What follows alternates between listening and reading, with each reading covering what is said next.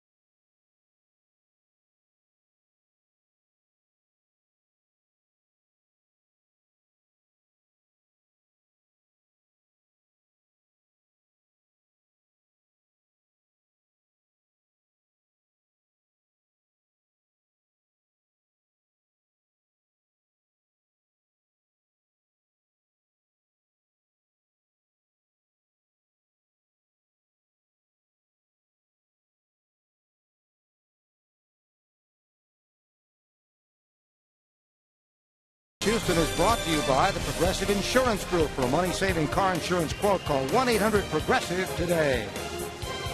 The Astros and the Braves, or the Colt 45s, as they look. They're on the field. Bill Brown and Jim Deshaies are going to flashback tonight. They're up in the booth. Yeah, it's been so much fun throughout the afternoon with that special ceremony, beginning the Walk of Fame out on Texas Avenue, and we had a good turnout. A lot of fans coming out for that. About 15 or 20 hands went up to the question, were you there for that first game, April 10th, 1962. Here's the Braves batting order. It's brought to you by Hyundai. Michael Bourne is followed by Martin Prado with Freddie Freeman in the 3 spot. Then it's the cleanup man, Brian McCann. Dan Uggla at second. Chipper Jones at third. Jason Hayward in right field. Tyler Pasternicki, the shortstop. Tommy Hanson, the pitcher. Kyle Weiland made a handful of starts for the Boston Red Sox last year. This is his first start in an Astros/Colt 45 uniform. And he earned his way here with this spring training. 2-1, 3.75 ERA through 24 innings. It should be a busy day for the infielders if Kyle Weiland is on his game. Throws a lot of sinking fastballs. And we anticipate a lot of ground balls. And, well, in case it goes to the outfield, it falls to Martinez, Schaefer, and Bogusevic. And in the infield, it's Johnson, Gonzalez, Altuve, and Lee. Chris Snyder is behind the plate.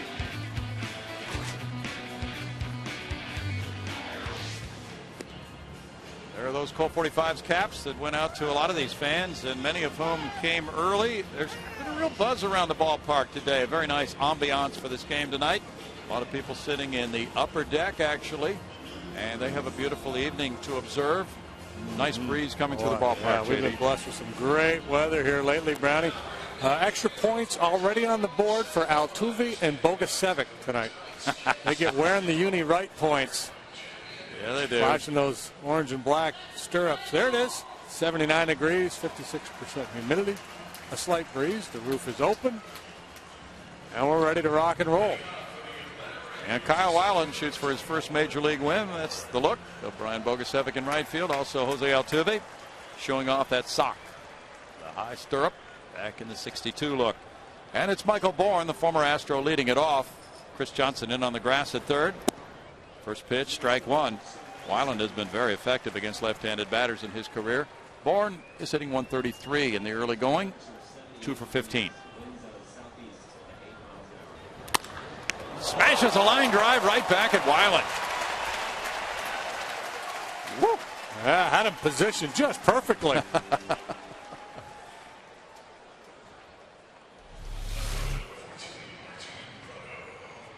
Yeah, right back at the cabeza. Nothing to it. Frustrated Michael Bourne took about 3 steps and stopped. Not a whole lot of reaction time for number 56, Kyle Weiland from Albuquerque, New Mexico. There's ball 1 to Martin Prado. Prado with 4 hits and 15 at bats has a homer and 2 runs batted in this season, hitting .267. Prado last night had a double and a single. He looks at a strike and it's 1-1. This Braves lineup, of course, taking on a whole different look with Chipper Jones returning tonight to play third base from the disabled list where he was last night. Kyle Weiland, we talked about the sinker. He'll complement it with a slider and a curveball. Every now and then a cut fastball and a straight changeup. When he left Notre Dame with 25 saves, he was the all-time Irish leader in saves. Third-round pick in 08 by the Red Sox. He gets a swing there from Prado. That takes the count to 2-2. Weiland was among those competing for a spot in this rotation. Just a little slider or cut fastball there. Curling out the outside corner. Jerry Meals, Holbrook, Hemmel, and Darling are the umpires tonight. Weiland was able to clinch this number 5 spot in the rotation by his excellent work this spring, including a very good game against the Yankees on the road, pitching 4 no-hit innings. That got the attention of a lot of the Astros folks. 3-2 now.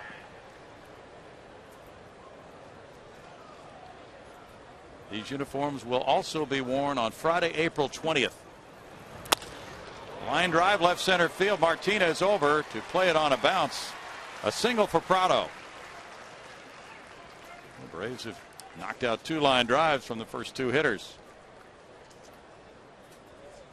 And Freddie Freeman comes up. A situation there where Weiland's certainly willing to get a big part of the plate with a 3-2 pitch to Prado. A good hitter, but not a real power threat. So with his sinker in that situation, he's just thinking throw it over the heart of the plate with good movement and try to get him to hit it on the ground. But it was up just a little bit. Prado able to hit it on the line. Double play depth for Gonzalez and Altuve as Freeman bats. Freddie 1 for 4 last night.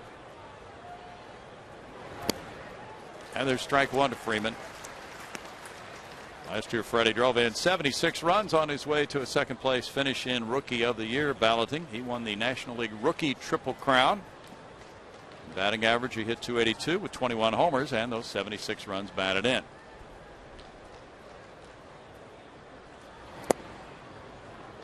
It's a 1-1 count for Kyle Weiland, who's making his 8th major league appearance and his 6th major league start. Listed at 6'4", 195.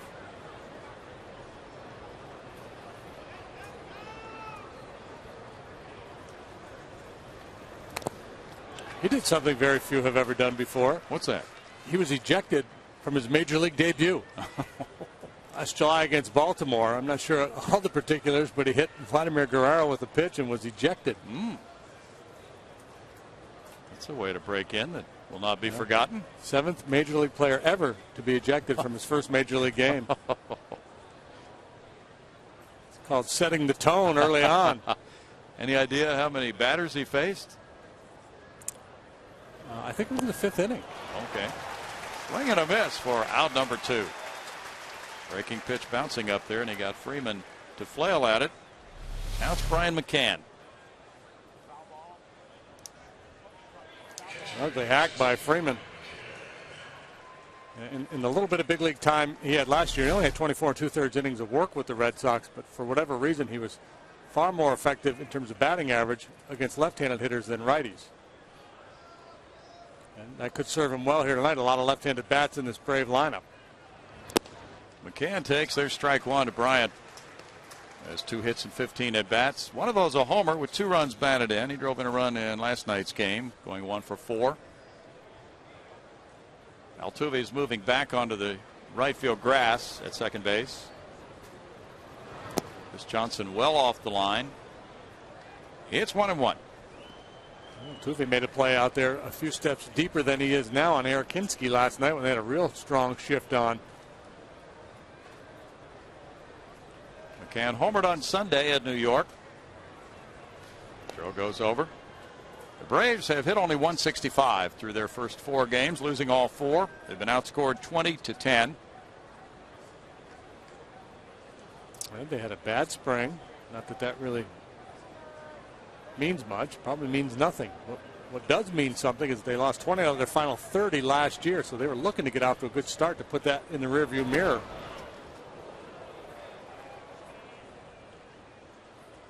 Well, they're without Tim Hudson, so they have a youthful starting rotation. The oldest starter, Jair Jurgens, 26 years old. When Hudson comes back, he will be 36 in that rotation, probably early May or so, or maybe even late April for Tim. He's already had 1 rehab assignment.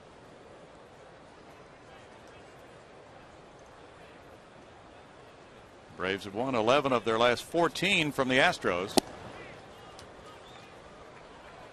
2 balls and a strike. Tomorrow night will end this homestand for the Astros. Wandy Rodriguez pitching for Houston. Randall Delgado for Atlanta. Thursday's an off day. The Astros will travel to Miami. And Friday night they open with Lucas Harrell. And Lucas opposes Ricky Nolasco. Now 3-1 to McCann. Saturday night it's Bud Norris and Carlos Zambrano, with Sunday's matchup Jay Happ and Anibal Sanchez.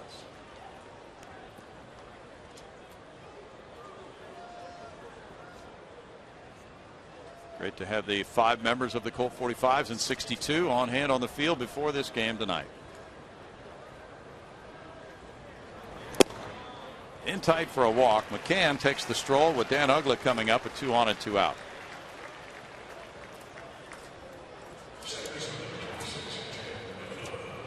Uggla trying to avoid the rough start he had last year, but he came rolling through the second half of the season. Well, last night he was 0 for 4. That makes him 1 for 13 to start the season, and that computes to 0.77. Bingo. It's okay to have that bingo batting average the first week or so of the regular season, but you carry that into late April and you start to panic a little bit. There's Harry Kraft. Harry Kraft, the original manager of the Colt 45s.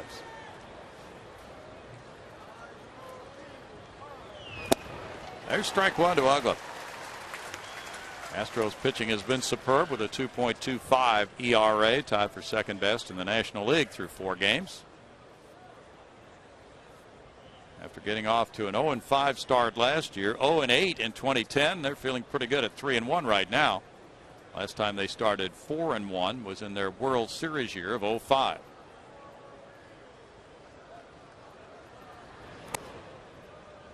It's 1-1 to Ugla with Chipper Jones on deck. Talked a lot about Weiland's sinker, but he's thrown a lot of breaking balls here in the first inning.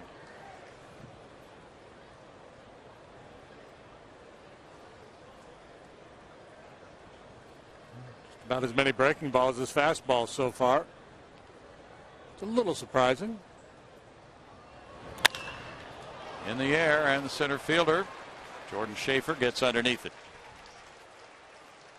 For the third out, no runs a hit, 2 men stranded. Atlanta nothing. The Colt 45s or Astros coming up.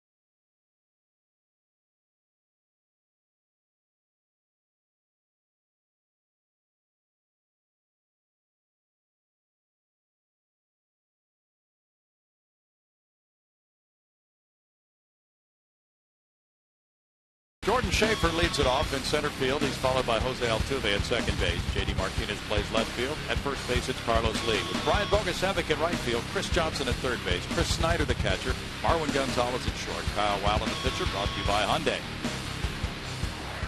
A big 6'6" right-hander Tommy Hanson goes for the Atlanta Braves tonight. He was their opening day starter against the Astros. He's been lights out. 5 starts, 3-0 with a 0.97 ERA. Defensively, he gets help from Prado, Bourne, and Hayward. An infield of Chipper Jones, his first start this year.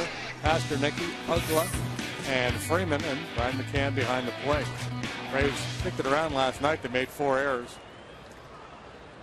25-year-old Tommy Hanson from Tulsa, Oklahoma. And with a bunt going third base side for Chipper Jones, he throws and makes a sparkling play on the first pitch by Hanson to get Schaefer. Now, Chipper, just coming off knee surgery, was tested immediately by Schaefer, and he stood up very well to that test. Jordan coming out of the Braves organization, so the Braves certainly know all about his game, know about the speed. Chipper sneaking in with the pitch. That's a good bunt. He tested the old guy, and the old guy was up to the challenge. He was. And he took a good long look at Jordan as he went down the line, too, afterwards. It's like, come on, man. You're doing that to me in the very first inning of the year. First batter. Strike 2, Jose Altuve. Chipper Jones playing even with the bag here on Altuve. He was 3 for 9 to open the season. Altuve takes one on the outside edge, 0-2. He's walked 3 times as well. Jose with a .462 on base average for the first 4 games. Colt 45 caps looking good on those guys. Dollar hot dogs tonight. Curveball in the dirt makes it 1-2. Postage stamp cost 4 cents in 1962. Really? Lawrence of Arabia was the top movie. Battling 62 factoids.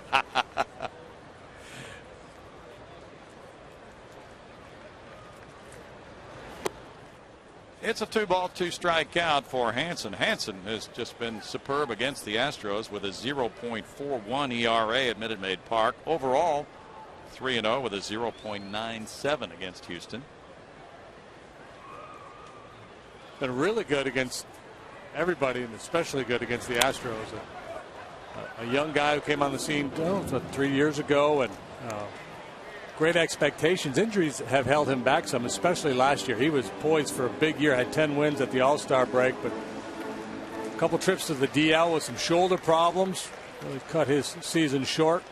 Only picked up 1 win after the break and just a handful of starts in the second half.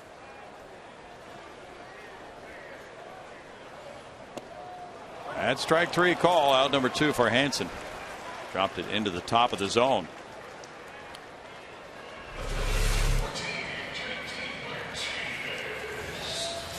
He throws that tight little slider. It's an easier pitch for him to command, but he also has a big overhand curveball. It's a swing and miss pitch for him. We may see a little bit more of that later on. It's a pitch he likes to use to finish guys off.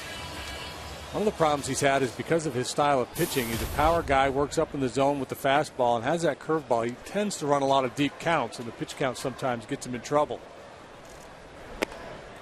Fastball up there to J.D. Martinez. He's hit in all 4 Houston games to the tune of 5 for 13 with a homer, a double, and 4 runs batted in. But that little guy doesn't care much about stats right now. He just wants popcorn. 1-1. That was the first time Altuve has struck out this season. On this date, the Dodgers had their home opener in Dodger Stadium. So they celebrated their 50th anniversary at home as well today. And they won it on an Andre Ethier game-winning single in the 8th on his birthday, 2-1 over the Pirates today. And this is the bigger breaking ball here. A little more depth to it anyway. He still has that slow curveball. And they did it without Vin Scully. Vinny missing the opening day home opener for just the second time in his 63-year career. Battling a pretty severe cold. Brad Mills' club opportunistic with all the errors the opponents have made so far. Getting a lot of help and also capitalizing on that help. Still 4th in the league in slugging percentage. Help or no help. Still 2-2 with Carlos Lee on deck. Now Hansen comes with a curveball, pretty good one, but JD able to spoil it. JD had a pinch RBI single in his only at bat last night. Astro pinch hitters good here in the early going, 4 out of 7. Strikeout for Hansen makes it a 1-2-3 first, and after 1 there's no score.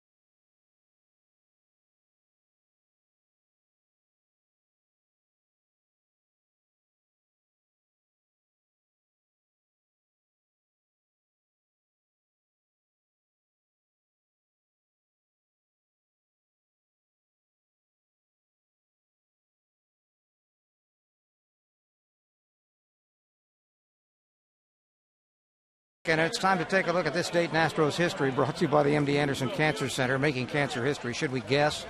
No, it was that Major League Baseball makes its debut in Texas and Houston. The Colt 45s beat the Cubs 11-2. Bobby Shantz got the win. Roman Mejias hit 2 homers. Hal Smith also homered. He was here for the ceremonies before 25,721 fans at Colt Stadium. Big night. There's ball 1 to Chipper Jones, leading it off in his first plate appearance of 2012. A .304 career hitter, 454 long balls, 1,561 driven in. Bouncer up the middle, and he opens 2012 with a knock. Right over second base for the second Braves hit. Chipper turns 40 this month. As you would expect, his numbers have been in decline in recent seasons, but still, when healthy, a productive player and a real presence in that Brave lineup.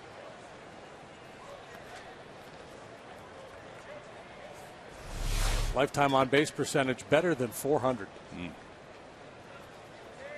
Jason Hayward's the batter. Hayward takes a look at ball 1. He was 0 for 1 last night pinch hitting. He's 2 for 11 with 2 runs batted in this season. Fox Tracks brought to you by Steel. Shows that first offering off the plate inside to Hayward. Like to try to crowd the big guy. There's a little cutter. Carlos holding Chipper Jones over there. Doesn't really need to. Could play behind him and just fan out when the pitch is delivered. That would give him a little better range in case Hayward pulls the ball to the right side. 2 balls and a strike to Hayward. Hayward had a big year in 2010. Last year, hit .227. Driving in 42 runs in 128 games. Had some shoulder difficulties. Ground ball to second. Altuve with the long flip. And Gonzalez will not try for a double play. He gets out number 1 from 4 to 6 on Chipper Jones. It's a long backhanded flip from where he started. Yeah, I probably should have pivoted and thrown it kind of overhand and got something a little more on it. It's a tough play. It's kind of a tweener for a second baseman, but off the bat, this looked like a routine double play. But that long flip draws Gonzalez inside a little bit as well.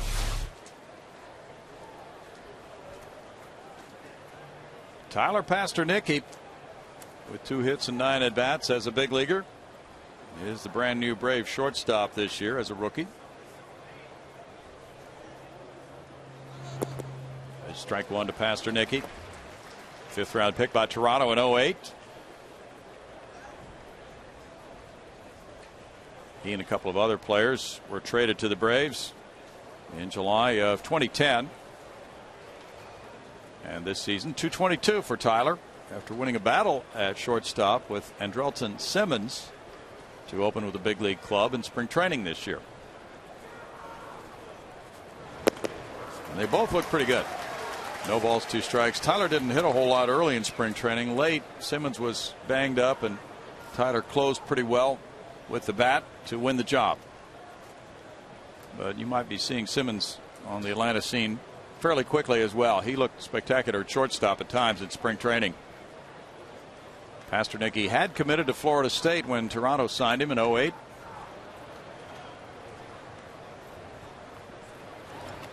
This one gets by Chris Snyder, and that sends the runner Hayward to second base.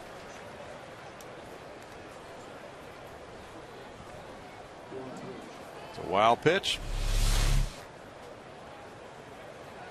Just hangs on to that slider a little too long.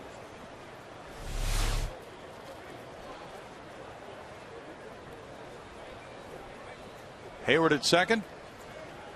Pitcher Tommy Hanson on deck with 1 out.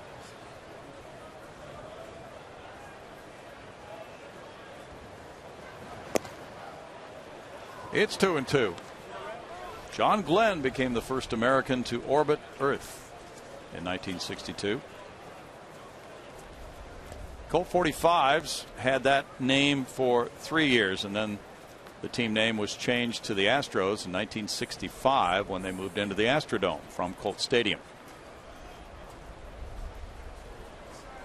In the beginning, Paul Richards was the general manager when they started play in 1962. He did everything he could to help the pitchers. He tried to dim the lights and grow the grass high at Colt Stadium because he knew he had an inferior club to the other teams that they would be playing. Like the way that man thought. Chris Snyder caught Lucas Harrell Saturday night and did a masterful job. And really did a nice job working over the Rocky hitters, moving the ball in and out. Kyle hasn't really worked the inside part of the plate very much yet tonight. I don't know if that's part of the conversation Chris Snyder is having with him. He may be saying, hey, let's don't forget about your sinker. It's your best pitch. Don't forget about coming in. Just don't try to live with that slider away. Nice breeze blowing through the stadium tonight.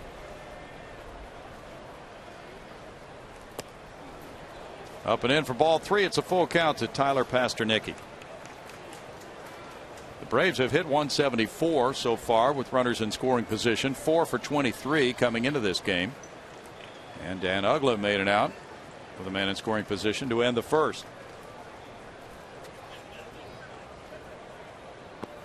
That's ball 4.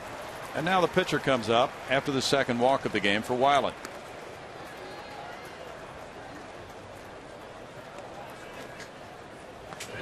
Tommy Hansen 0 for 1 this season. Looks down at Brian Snitker, the third base coach. Hansen has not done much with the bat in his career. 2 for 39 last year or something like that. Bunt situation here. He has 22 career sacrifice bunts. Chris Johnson in tight. As is Carlos Lee. Michael Bourne on deck. Situation here, there's 1 out in the inning. So defensively, you don't want to get too aggressive here trying to nail a lead runner. Just make sure you get an out. Balk is called. Balk. He's trying to step back off the rubber, and Paul Emmel, the second base umpire, called a balk, advancing the runners to second and third.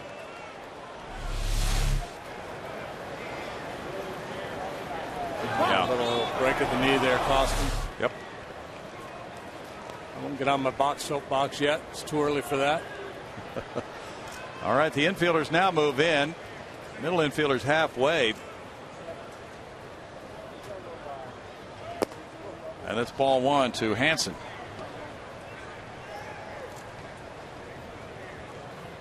Obviously, not a good thing, the balk there from Weiland, but he's still in a pretty good spot with the opposing pitcher up there and 1 out in the inning. Guy doesn't handle the bat all that well. Finish him off, and then the infielders can move back. It's 1-1. The Astros have come out of the gate with 4 consecutive quality starts. First time they've done that since the '97 season. Their starting pitchers as a group are 2-0 with a 1.71 ERA.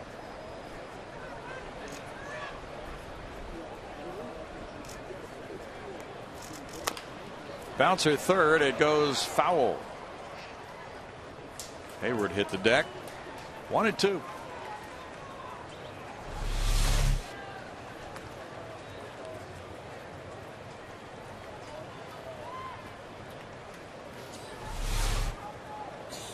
Hayward wasn't sure which way to go. No. That ball hits him in fair territory. He's out. He's out. Yeah. That was close. Well, yeah, he left his feet, so it could have come down on his leg, somewhere in his body before he got to the bag. Yeah, he would have been better off just staying in foul territory. Mm-hmm. It's a good place to be when you're at third, foul territory. Strike 3 call, and that's the second strikeout.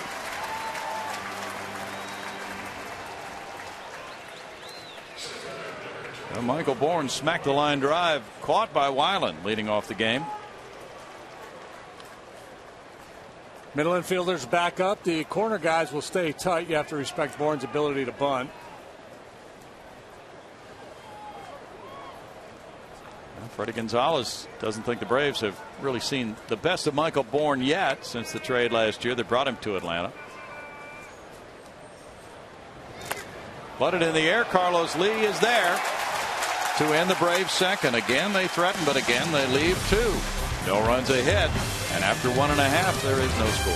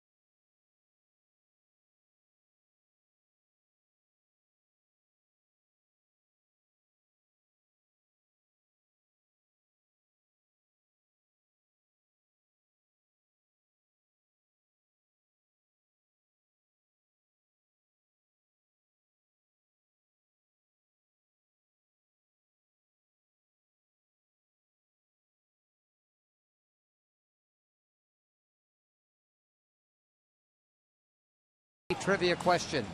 And the question is, when the Astros and the Braves met back in 1962, actually it was the Colt 45s, they lost the first meeting with the Braves on April 27th. That was the first time they did, first time they met. What was the significance? They've never recovered from that loss. Really? April 27th? April 27th. Have never recovered from that loss. No. To the Milwaukee Braves. Correct. Boy. My first clue is, remember, they started off really well. Yes. They fell below 500, and they've never been above 500 since. Oh. You got it.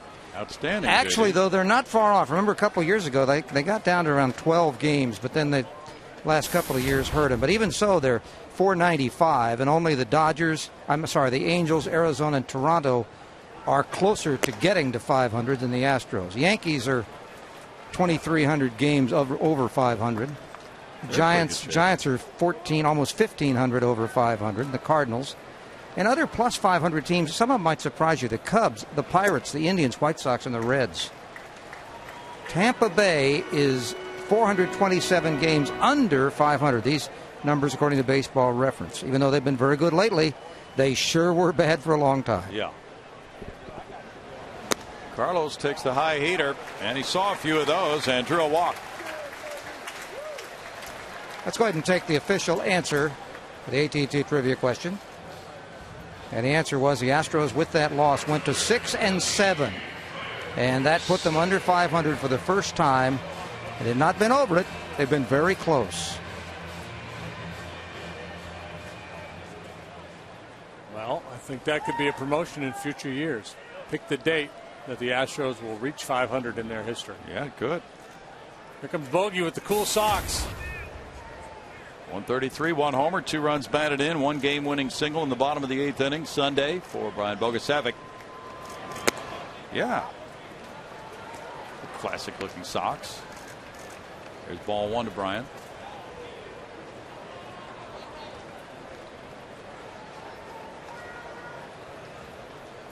Johnny Carson became host of the Tonight Show in 1962.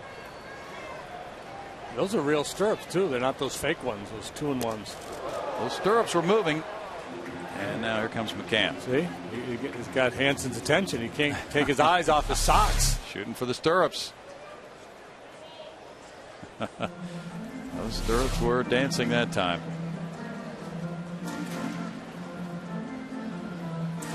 Hanson has made 5 career starts against the Astros, and his worst start was 8 innings, 2 runs allowed. In total, 37 innings, only 17 hits, 5 walks, 42 strikeouts. 2 balls and a strike. That's one advantage having a young team. The Astros, these players probably have no idea he's done that. You protect them from those numbers. You don't let them know that this guy's been that good against you.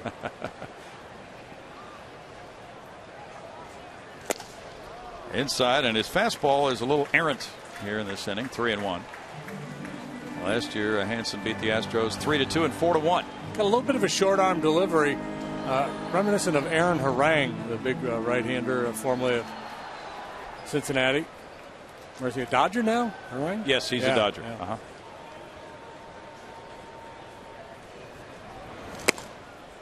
Strike makes it 3-2. Strike? Oh, well.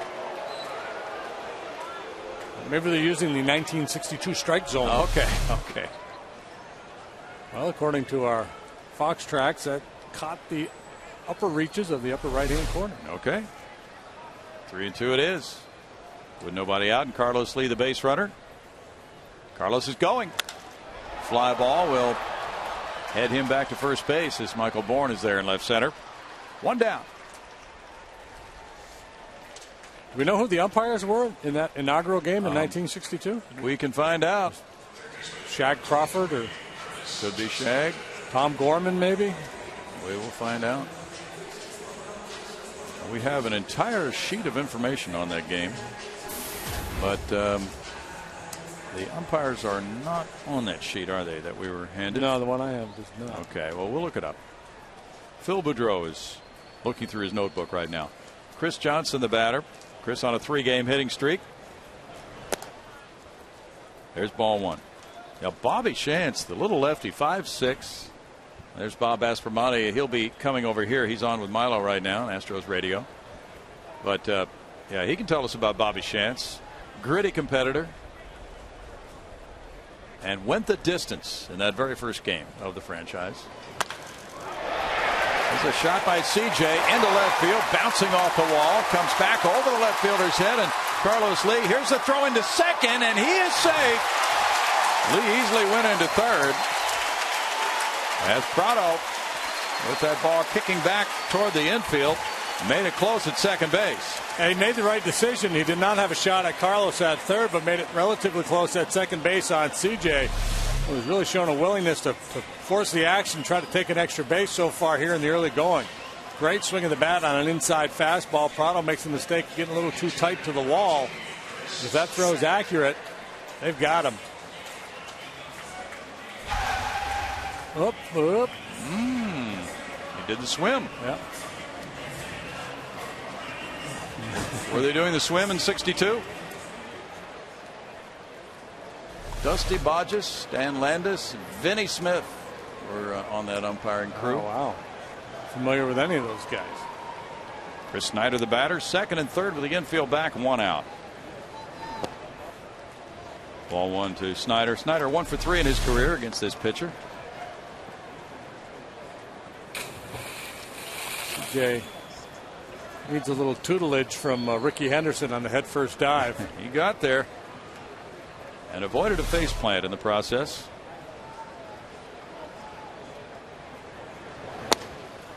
Snyder takes a tough pitch. That evens the count at 1-1. Rookie Marwin Gonzalez on deck.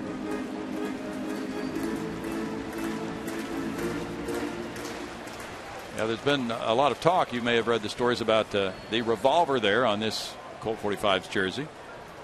This is the way it was worn, 62, 63, 64. Slowly hit to third. Carlos Lee comes home. Chipper Jones with a low throw. There's the tag. And McCann takes care of out number 2. 5-2 play. Johnson staying at second base.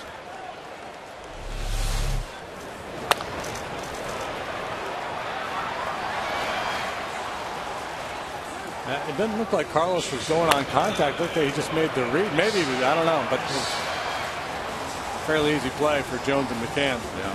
McCann dug it out of the dirt.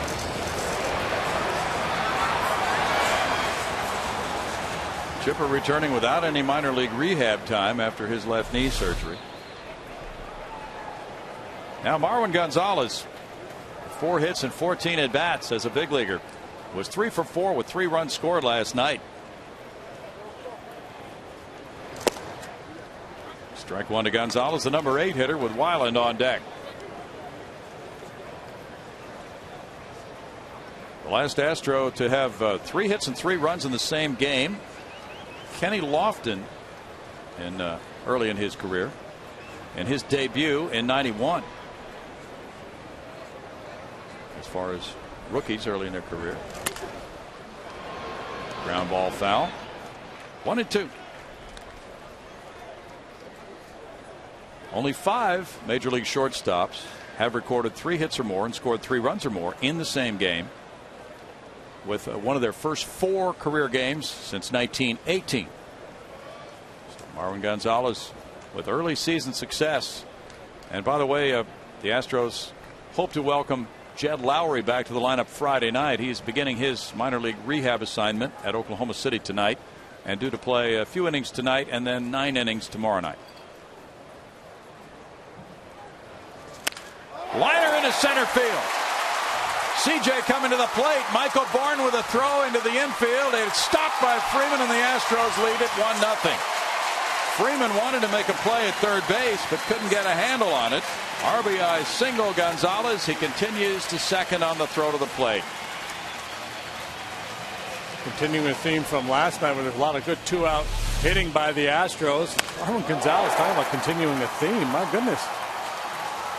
3 knocks last night. He scored 3 runs. This throw short of the mound, so Freeman tries to pick it, realizing that it's going to kick high off the mound, and they would not have had a play on Chris Johnson. So attempting to cut that ball was the right play by Freeman. Runners at second and third for Weiland. They strike one to Kyle. Michael was on it in a hurry, and he just got a little out of sync with his footwork. Didn't have any carry on the throw. And of course, CJ moving with the swing with 2 outs. Able to beat it home. You know, in a way, the fact that Carlos went and got thrown out may have led to that run. Because if he stays put and they get the out at first, they might walk Marwin to pitch to Weiland. Okay. Don't know that for sure. Possible.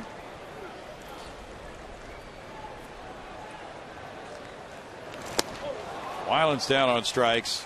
In the second inning, the Astros get a run on 2 hits. They strand 2, and they lead it 1-0 after 2.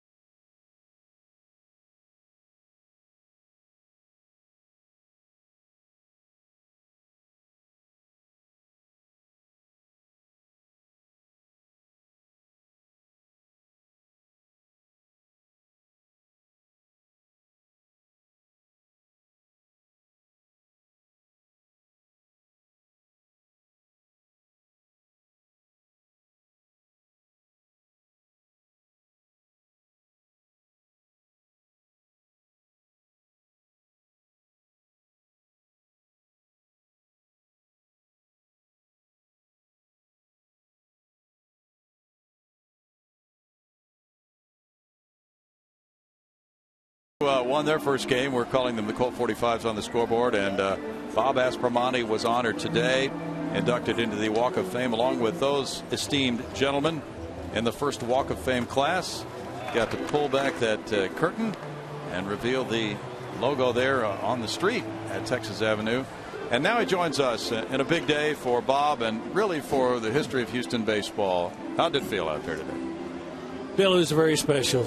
I mean, when you look at the 50 years and all the experience that you've had of playing the game, but starting off in a franchise like this, and how we all collectively created an atmosphere of fan support and players, it was a very special day. Now, you guys were thrown together. You came in the expansion draft in '61 from the Dodger organization, where you had come straight from Lafayette High School in Brooklyn onto the field with Jackie Robinson. What a thrill for you early in your career, Bob. What a way to start. And it had a tremendous influence in not only playing on the field but off the field too. When you surround yourself as a 17-year-old kid and joining the Brooklyn Dodgers with Jackie Robinson and Gil Hodges and Pee Wee Reese, it had a lasting effect on someone. And Gil Hodges was really big with you, and you wound up wearing his number 14 in tribute to him. Gil Hodges really took care of me as a kid and throughout the years, and the relationship was very strong, and I always wore number 14. And then when I finished my career with the New York Mets, he was manager of the New York Mets. So 15 years later, I'm playing for Gil Hodges, and I asked him, I said, Gil, let me wear 14. You could just sitting in a dugout. Let me go out there. He started laughing at me. He said, no, Bobby, you're going to get number 2. He'll give you a fraction, give you 1/4 or something. Yeah. He looked at me, and it's just 2. Well, now, 50 years later, they're still pitching up and in, but how much has the game really changed in 50 years? Well, I think you got incredible athletes. You know, these kids devote themselves to 12 months a year to keep it in shape. They got a tremendous background of physically, the strength and agility in the game is I think, is an excellent game right now. I think what happens is over the period of time, the difference when you try to compare is the relationship that you have with the fans, and it's a lot closer because of, you talk about massive amount of cost for players and the teams. But it's a great game right now. These guys are incredible. When you joined the Colt 45s, where did you live? Where did you live?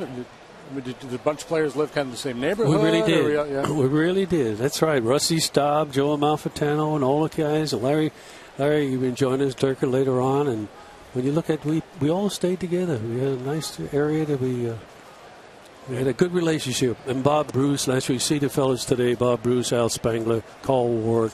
These are all guys that we played together for years. You had to get to know each other in a hurry. As an expansion club, you all come together. That had to be kind of interesting.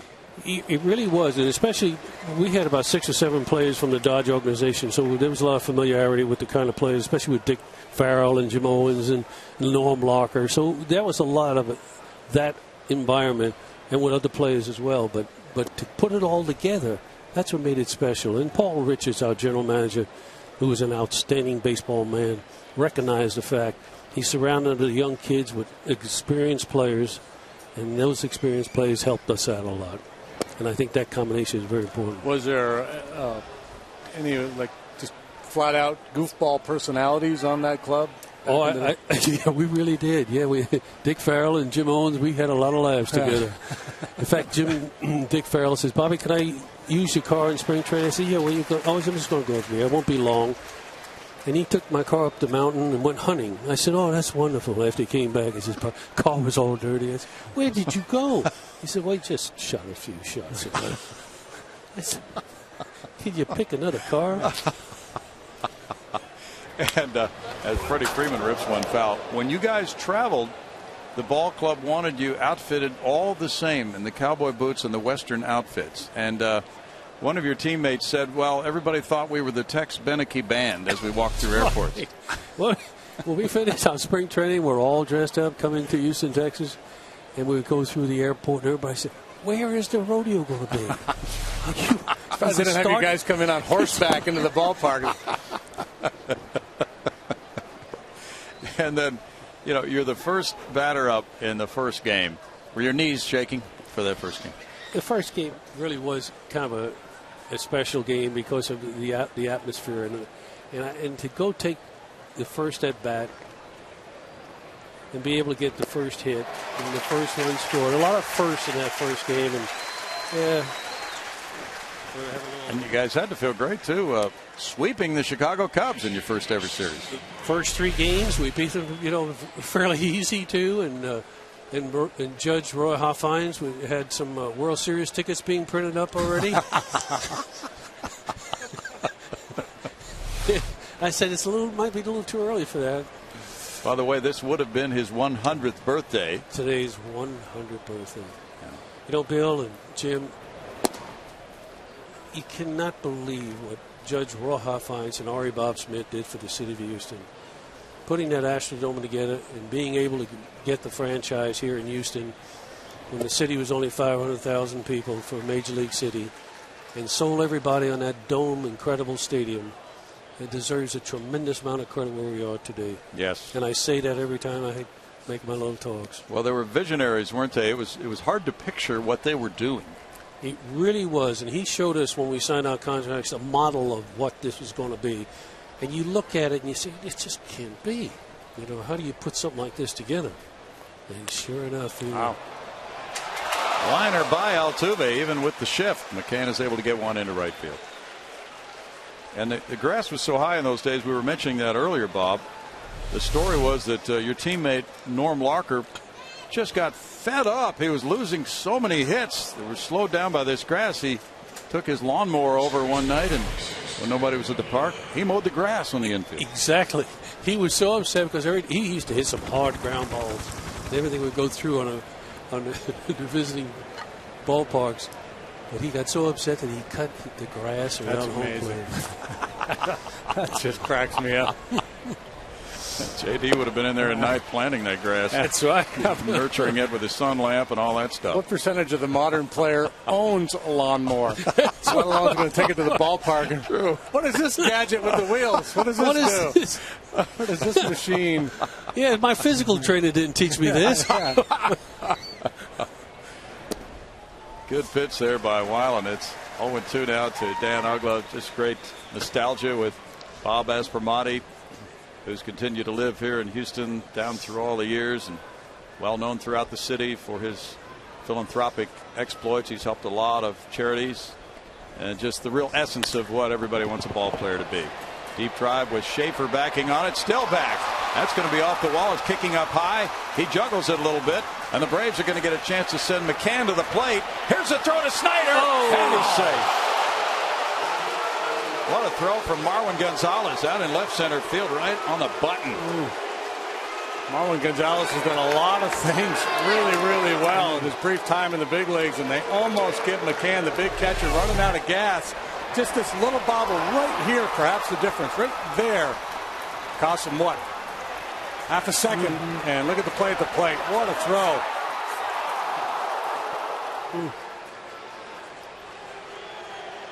Well, that made that play close. There's an arm, Bob.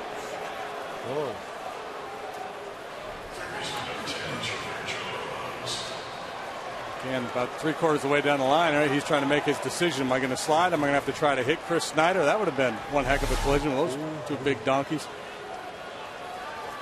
Now Chipper Jones. He singled up the middle first time up. That's 4 hits for the Braves, who have tied it at 1. Bob Aspromonte had a 57-game errorless streak. That's close play at the plate. You know, Bill, I really think a lot of this young ball club. I think there's a lot of talent out here, and I think the fans are going to be very supportive. We got a young, growing franchise here. Might take you back to 62 in some ways. That's right. That's to right field. Bogusevic backing on it. See if he has room at the wall. Chipper Jones. Oh. 2-run homer. He returns to the lineup, and in his first 2 at-bats of 2012, singles and homers. 3-1 Braves. For what it's worth, Chipper Jones, and we talk a lot about the new statistics and OPS, on-base plus slugging. Chipper Jones has the highest OPS all time amongst third basemen, better even than Mike Schmidt, better than Eddie Matthews. This is a hanging slider.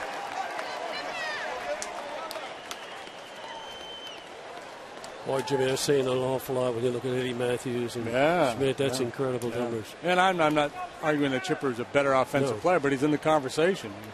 Sure is. His dad, mom and dad. Well, Bob, you went to Atlanta and played for that club for a while after leaving Houston, right? That's right. 69, 70. We had an outstanding ball club. We won our division, and then we faced the Miracle New York Mets, and our pitching staff, you know, was had a little rough stretch there, but we had an outstanding ball club. But the New York Mets, the Miracle Mets, what a show that was. Well, you guys, Rico Cardi, Felipe Alou, Clete Boyer, Aaron, Hank Aaron. He was something. I used to go see you guys because 69 was when the Expos came in, and that, you know, we lived up there in the Canadian border. We used to go to Montreal, and the Braves were a big draw for us. We want you guys play. That's right. I might have your autograph from back in the day, Bob. It's worth about 25 cents now. If I sign it, I think it's a little less. No, that goes back. Great memories. What do you think of the Walk of Fame out there on the sidewalk at Texas Avenue? About that location of it? Billy, that really was touching. I mean, to look down and see the name and see the years, and you're talking about 50 years ago when you started the franchise. That was very special. To have all the people and all the players alongside you, that's something I will never forget. And more to come later this year. Well, Bob Aspromonte, thank you so much for joining us. Big day for you. Always a pleasure, Bill. Thank you. Thanks, Thank you, Jimmy. Take care. Braves have grabbed the lead.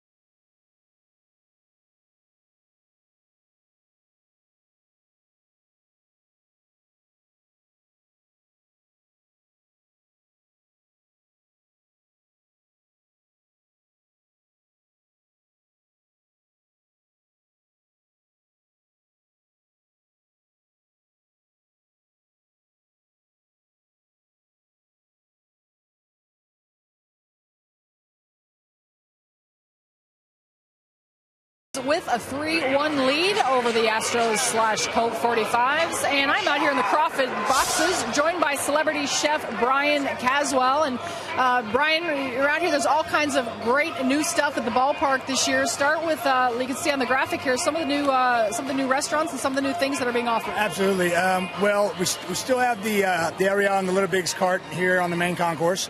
Still doing a lot of the sweet menus, but this year we added a big, larger El Real in the club level. We're offering a lot of different things like the nachos and the Frito pie and a few other things and the fajitas. And then in addition to that, I mean, the partnership with Aramark has just kind of led to so many different things. It's been fantastic, kind of a dream come true for me to be able to come to work at Minute Maid, so it's been fantastic.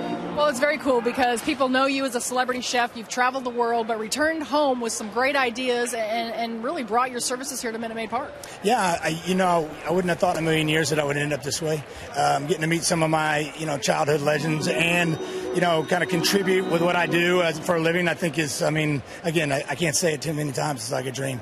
All right, well, you brought some selections here. I don't know, I might dare try some. Some might be a little bit too much for me to handle, but let's go ahead and take us through what you have here. Some of the things are, just doing a better version of a great thing, like the ballpark nachos, like the ones we do at El Real. We've got the Frito pie, which is, for me, just screams baseball games. I remember from a kid eating it out of the bag. It's from the chili that we make at El Real. And then some things on a little bit crazier level. We've got like a foot-long Smokey Joe chili dog. And then something that's completely and totally ridiculous is a mac and cheese burger. A mac and cheese burger. Now, check this out. This is the burger. There's the cheese. But then on top of it, what is that? That's not a fish stick. No, it's fried mac and cheese. Okay, I don't think I don't know about that one. We're trying to do things that kind of make sense in a ballpark, and it's fun. It's not meant to be serious. It's just meant to taste good. All right, I'll have to give that one a try, actually, in a little bit. But now some of this stuff might not be, especially with the bacon here on this Smokey Joe, but I know you've got some healthy options out here as well. Right, the green fork. It's, we just started out in the main concourse. It's fantastic. It's kind of like a, build your own salad situation. You can order from the menu, or you can go down and say, I want this, that, and the other thing, and it's all fresh ingredients. I think something like 37 some odd fresh ingredients for you to choose from. And you got the 5-7 grill out there, which I know is a fan favorite. You can get a little bit of everything. You can get some of the casual stuff that you mentioned, like this here, but you got some nice items as well. Not that these aren't nice. Right, we've got a couple of fish items, a couple of beef items.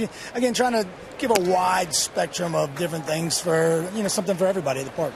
So I know it's early in the season, but what would you say? What's been a hit? What's been a fan favorite? Well, I tell you what, the Astros for me have been a hit. Starting out 3-1, I've been pretty happy. But what I've heard the most from, and I don't know if it's because it's ridiculous or because it tastes that great, is the fried mac and cheese. All right, and I know also a little bit earlier I had actually got the opportunity to try the root beer float, which I know that's also pretty much of a hit. Yeah, it's been doing great. The whole root campaign is a lot of fun. Just trying to do some good ice cream and a good root beer. Again, going back to the classics, just a better version of the classics. Is there anything that you're dying to try that we haven't seen yet that maybe you can give us a sneak peek of something coming up? Maybe a few things. It wouldn't be a surprise if I told you. A hint? Yeah, you just have to see. I'll have to see. All right, maybe we can expect some things this year, or we're going to have to wait till next season? We're going to slowly start rolling out some more items at the different stands.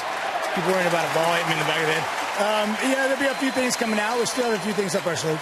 Well, and not only just this stuff out here, but I've been up in the suites with you, and I know some of the private parties. You do some very exquisite things in those as well for a little more upscale. Yeah, we cooked for the owner suite on the opening day, and I don't want to brag, but I think it's some of the best food that's ever been at a ballpark. I mean, we just went way overboard, and we did a lot of stuff like we do at Reef, and it was a pretty interesting time. Reef, of course, being your one of your own signature, I guess you call it my signature restaurant. Well, and all around, it never fails. We eat dinner every night up in the media dining room, and other members of the media from the visiting cities always say that it is one of the best, and that's something that we're proud of, and I'm sure you're proud of that as well. Yeah, my partner Bill and I, and we're extremely proud of Reef, and it's just right down the road, so it's easy to get to from the park. All right. Well, thank you so much, Brian. It's been a pleasure. And I'm going to, guys, I hate to do this to you, but I'm going to dig in on some of this stuff. So you go ahead and call the rest of this inning, will you? That's quite all right, Patty. Let us know how it is. Get after that mac and cheese burger. We'll be getting an update very soon from Patty. Let's see, that's the whole meal on a bun there. Your meat, your macaroni, your veggies with the pickles and tomato. Patty, don't forget your buddy JD up here, by the way. I'll get it right there. You know you can't eat all that. It's the perfect food right there. There's a looping fly ball to center field in front of Michael Bourne. A hit for Altuve.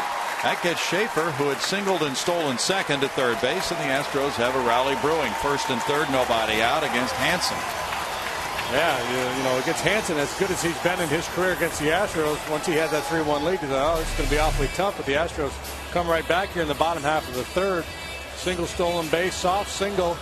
Schaefer has to hesitate a little bit to make sure he doesn't get doubled off, so no chance for him to score there. But a real good chance he's going to score in this inning. And J.D. Martinez wants to make sure that happens.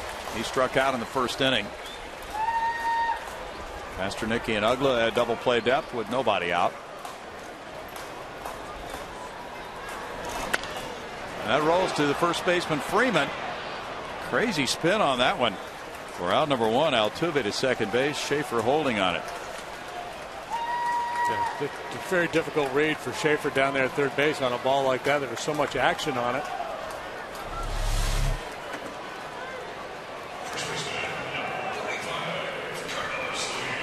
Now, if that's a double play ball, his job is to go home and try to draw a throw to stay out of the double play. But once he made the read that it was softly hit, unlikely to be a double play, he did the right thing.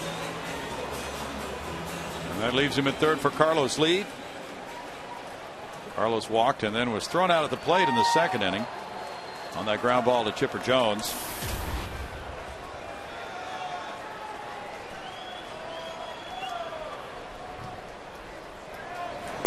If they turn two, he scores. If they throw home, they may get him, but he'll stay out of the double play, and you still have a couple guys on base, including one in scoring position. Carlos had a 2-out RBI single last night.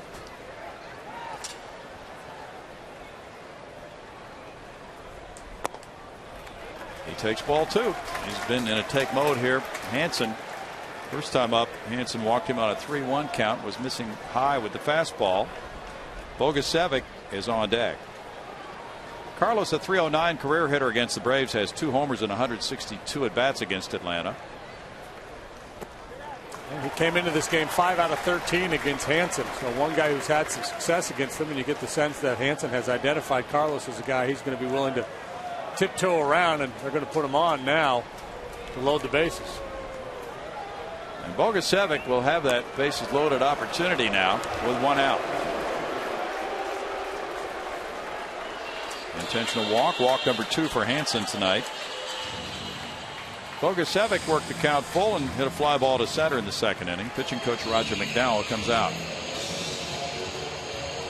Hansen went 5 innings in his first start.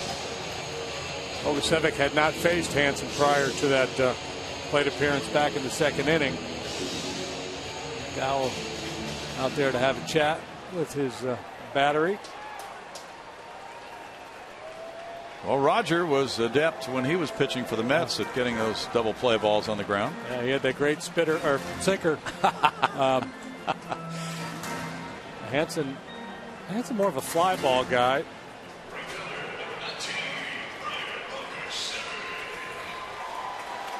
Bogusevic did hit that fly ball first time up. Chris Johnson is out in the on deck circle.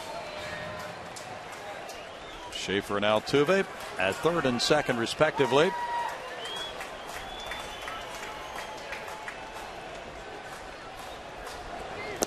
The Astros did not have a bases loaded at bat for the first 4 games. And Brian, of course, hit that game-winning pinch grand slam here in the bottom of the 9th last year to beat the Cubs.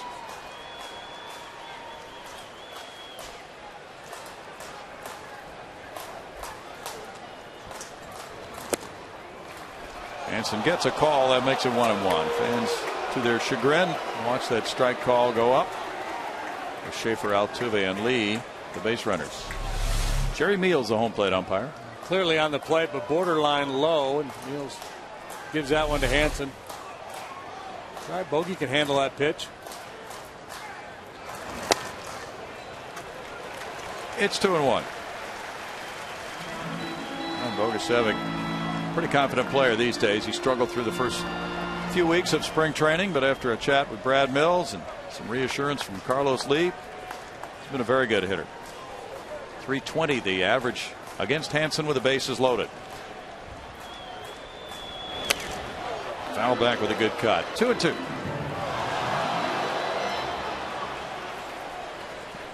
Brad Mills' club last night collected 11 hits in the 8-3 win for Jay Happ over Atlanta.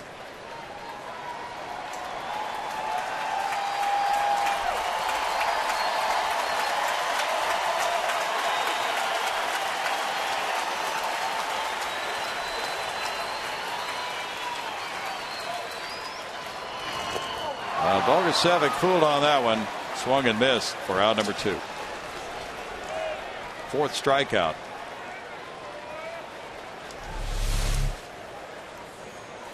Uncle Charlie pays a visit, and it's a dandy.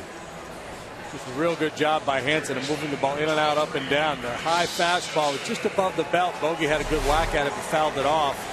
Tough pitch to square up, and then he comes back with that good overhand curveball. CJ with a chance to be a hero. Get a couple of guys off the hook. First and third, nobody out in this inning, and nobody's come across yet. That would have been a good one to hack at. Yep. Strike one to Johnson, who doubled to left and scored in the second. But that's what happens when a guy's been able to command his breaking ball. The hitter cannot just sell out on a fastball. Snyder's on deck. Easy to sit up here and say that would have been a good one to swing at. And that one not so good. 0-2 now.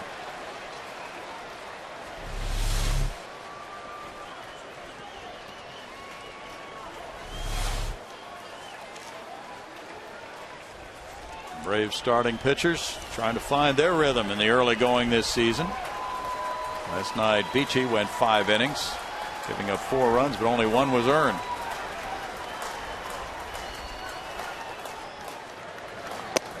Breaking pitch misses in close to him, and it's 1-2 to Johnson. 7:05 tomorrow night. The finale of the homestand matches Wandy Rodriguez and Randall Delgado. And then there's only a 3-game homestand against the Dodgers when the Astros come back from their week-long road trip. Foul away, so not many opportunities to see the club here at Minute Maid Park for the next couple of weeks. 61 pitches so far for Hansen. Looking on into the month of May, the Mets start the homestand April 30th. They're here for 3, followed by the Cardinals for 3 and Miami 3, taking that homestand through May 9th.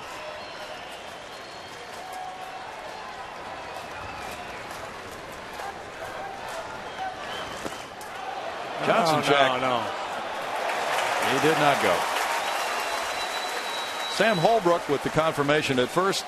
It's 2-2.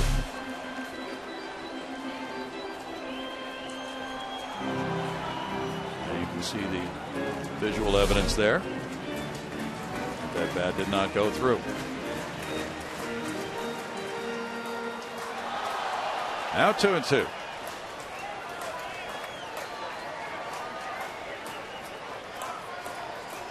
Johnson trying to pick up his first RBI of the season. Curveball, strikeout number 5 for Hansen. No runs, 2 hits. Bases loaded when the 3rd inning comes to a close with the Braves on top, 3-1.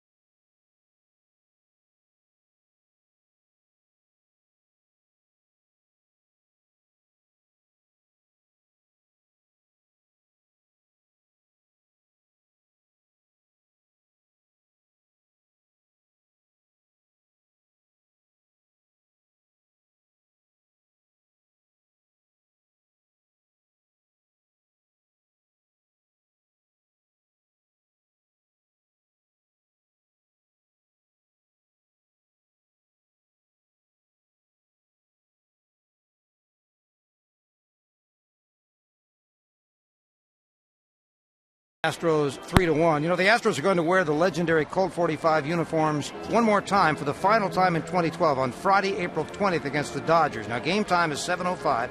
10,000 fans receive a replica Colt 45 jersey, courtesy of Champion Energy Services. So root now and buy your tickets for the April 20th game on Astros.com and get here early. Also, don't forget, tomorrow we'll be emailing the booth. We'll be taking your emails if you'll send them in advance. There's a couple of ways you can get them to us, and JD and Brownie will talk about them. You can go through the Astros Connect site, and you can get that through Astros FoxSportsHouston.com, and there's a little thing you can click on that says Ask the Broadcasters, or you can use the email FoxSportsHouston@yahoo.com. But either way, get us some good questions for Brownie and JD, and they'll pick a couple of them, and we'll have them on the air tomorrow on the pregame show. Guys, back thanks, to you. Greg. That'll be fun. Tomorrow night, 2-0 the count to Pasternicki. He fouls that one, 2-1. So that's tomorrow night, and 6:30 will be the time for that. Astros live pregame show tomorrow night for those questions. Well, a lot of questions might be coming our way because a lot of people are pretty interested in the way things are going with this club here early. They want to know who some of these people are. Kyle Weiland, the right-hander you're watching pitch for the Colt 45s, is the first player ever from the state of New Mexico to play for the Boston Red Sox. Hey. Here's your random Kyle Weiland factoid of the night. Yeah. Foul away, still 2 balls, 2 strikes. Well, here's a little factoid for you, JD. 1962, the Jetsons premiered on ABC. The first color TV show on ABC. Astro the dog, see? That's it. It all makes sense. You got it. 3 balls, 2 strikes.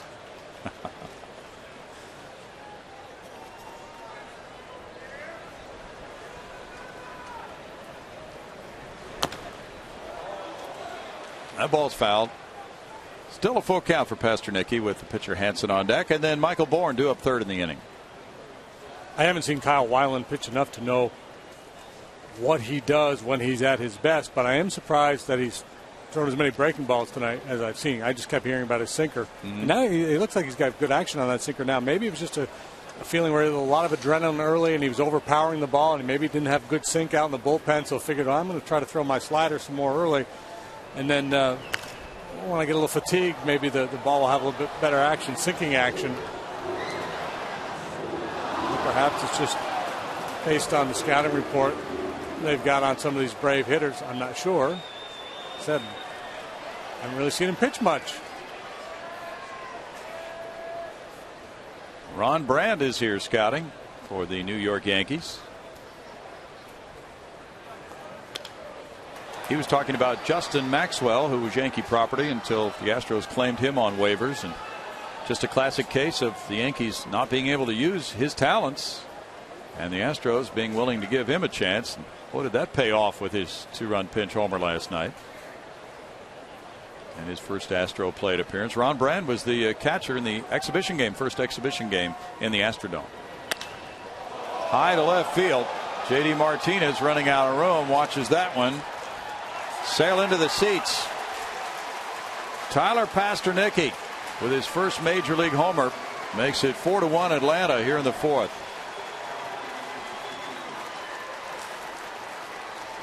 Lost 5 batters. It's single, double, home run, strikeout, home run. So Braves getting some good whacks at Kyle now.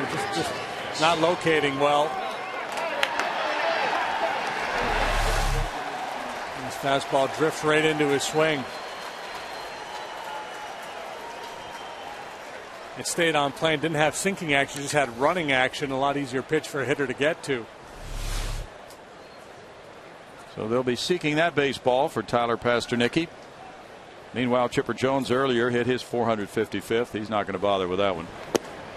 And there's strike one to the pitcher, Hansen. Hansen struck out looking earlier.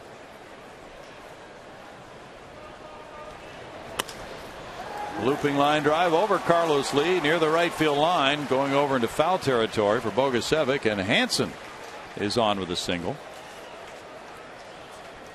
Well, 5 of the last 6 Braves have collected hits now. 3 of them extra base hits. 77 pitches for Kyle Weiland. Michael Bourne comes up. He's 0 for 2. He lined to the pitcher and he bunted in the air to first base. Al Spangler had the first extra base hit for the Colt 45s on this date in '62. It was a triple. Al has lived in the Houston area for many years as a coach. The attendance 50 years ago at Colt Stadium was 25,721. Cubs had future Hall of Famers Ernie Banks, Lou Brock, and Billy Williams in the lineup. And Ron Santo. That's true. Now Doug Brocail comes out.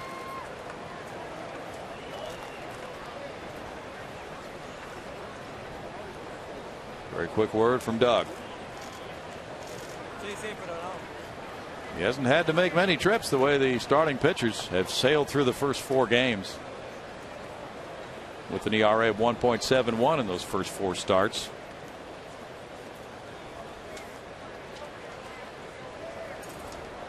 David Carpenter's warming up for Houston. Chop foul by Michael Bourne. That makes it 2-1 to Michael. Now, was that opening day in 1962 or just the home opener? That was opening day. Yeah. See, and that's telling you about the difference in baseball. Bobby Shantz went the distance, right? Complete game. That almost never happened. True. Roll to first. Carlos Lee whirls, throws, and Marwin Gonzalez will not return that throw, but gets the force play on Hansen. 3-6 play for out number 1. Martin Prado will follow. Might have been better off getting Bourne. Yeah. Because he's probably going to steal second base. You'd rather have Hansen out there than Bourne. Pretty good chance. He'll be setting sail. Michael has not attempted a steal so far. That's so counterintuitive for a player, though, not to get the lead runner, to allow that man to get into scoring position. Prado singled to left center and line to second. That's ball 1. If you were thinking about going, this would be a time to go. 1 ball, no strike. Prado, a good handler of the bat. Michael has led the league in steals each of the last 2 seasons. Had 61 last year and 75 attempts. Taking a very aggressive lead down there. His body language doesn't give you any indication that he's thinking about trying to steal a bag.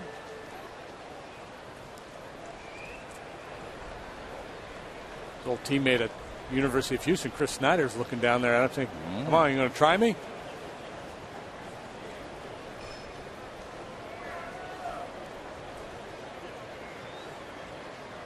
Bourne takes off. He does try him. The throw to Gonzalez gets him. How about that? Good thing they got Hansen at second base. Nice throw by Snyder. He's thrown out both attempted base stealers, and he's been the catcher.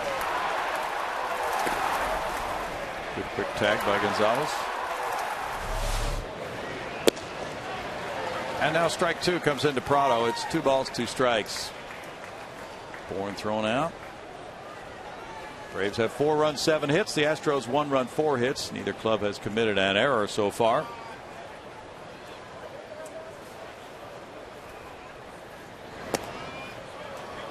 Now it's a full count to Prado. Yankees and Orioles are tied after 6, 4-4. Derek Jeter hit his first home run for New York. J.J. Hardy number 2 for Baltimore.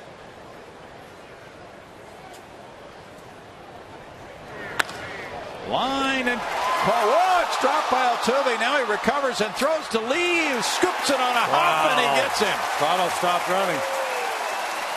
Understandably so. He thought the ball was caught.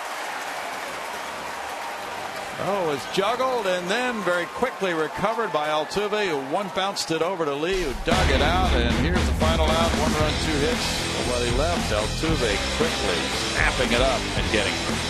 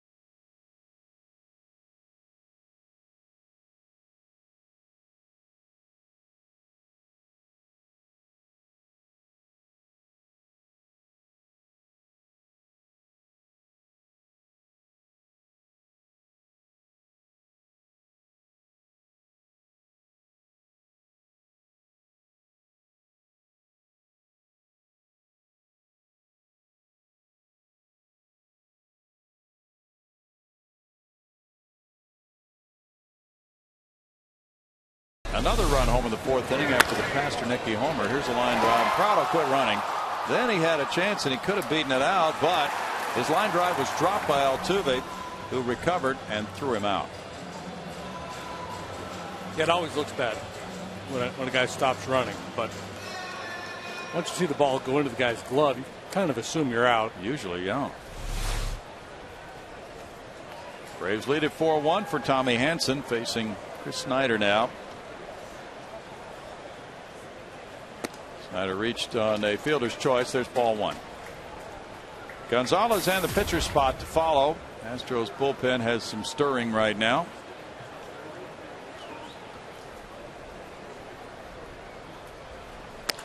That's pulled foul. 1 ball, 1 strike.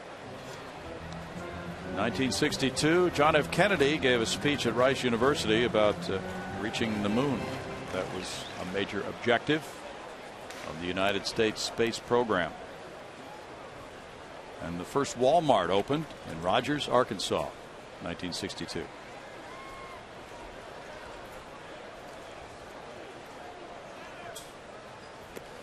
It's 2-1 to Snyder.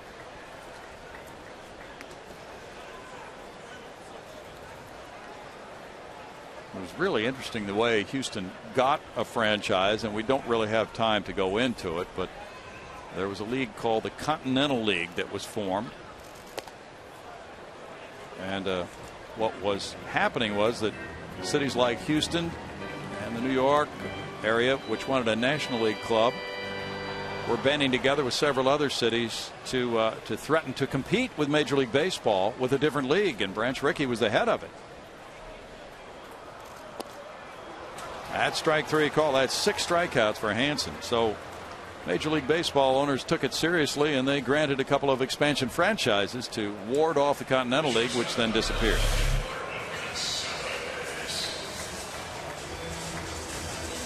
Which was kind of the game plan for the Continental League all along, correct? True. Yeah, you're right. And leading up to the wide concourses today, who could have seen it that night, April 10th, 1962 at Colt Stadium? Now Marwin Gonzalez, who had the RBI single first time, looks at ball 1. It was just a chance to welcome big league baseball to the Southwest for the first time. This had been Cardinal territory for many years, as Houston had minor league baseball for many, many years with the Houston Buffs. 1 ball, 1 strike.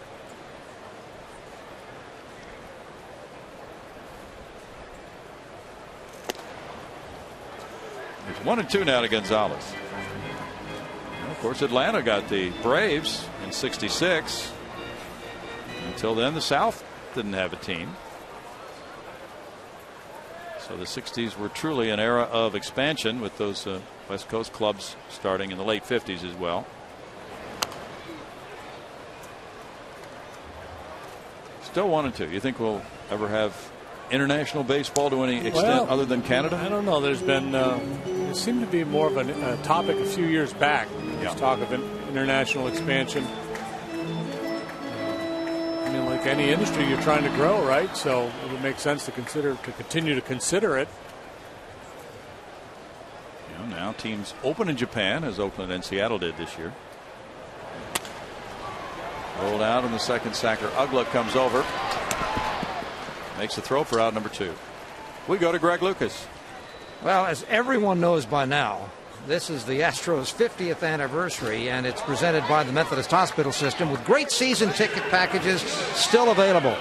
You can lock in the best seats, great prices, and exclusive benefits by purchasing today. Root for the Astros all season long, and you can purchase tickets very simply by visiting Astros.com for details. There's that logo.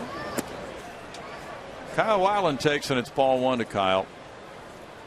He struck out in the second inning.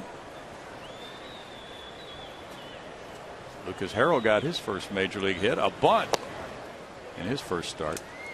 1 ball, 1 strike. Lucas comes up first day on the road Friday at Miami. It's a 6:10 start Houston time. Ricky Nolasco will oppose him. Liner to Chipper Jones for the 3rd out.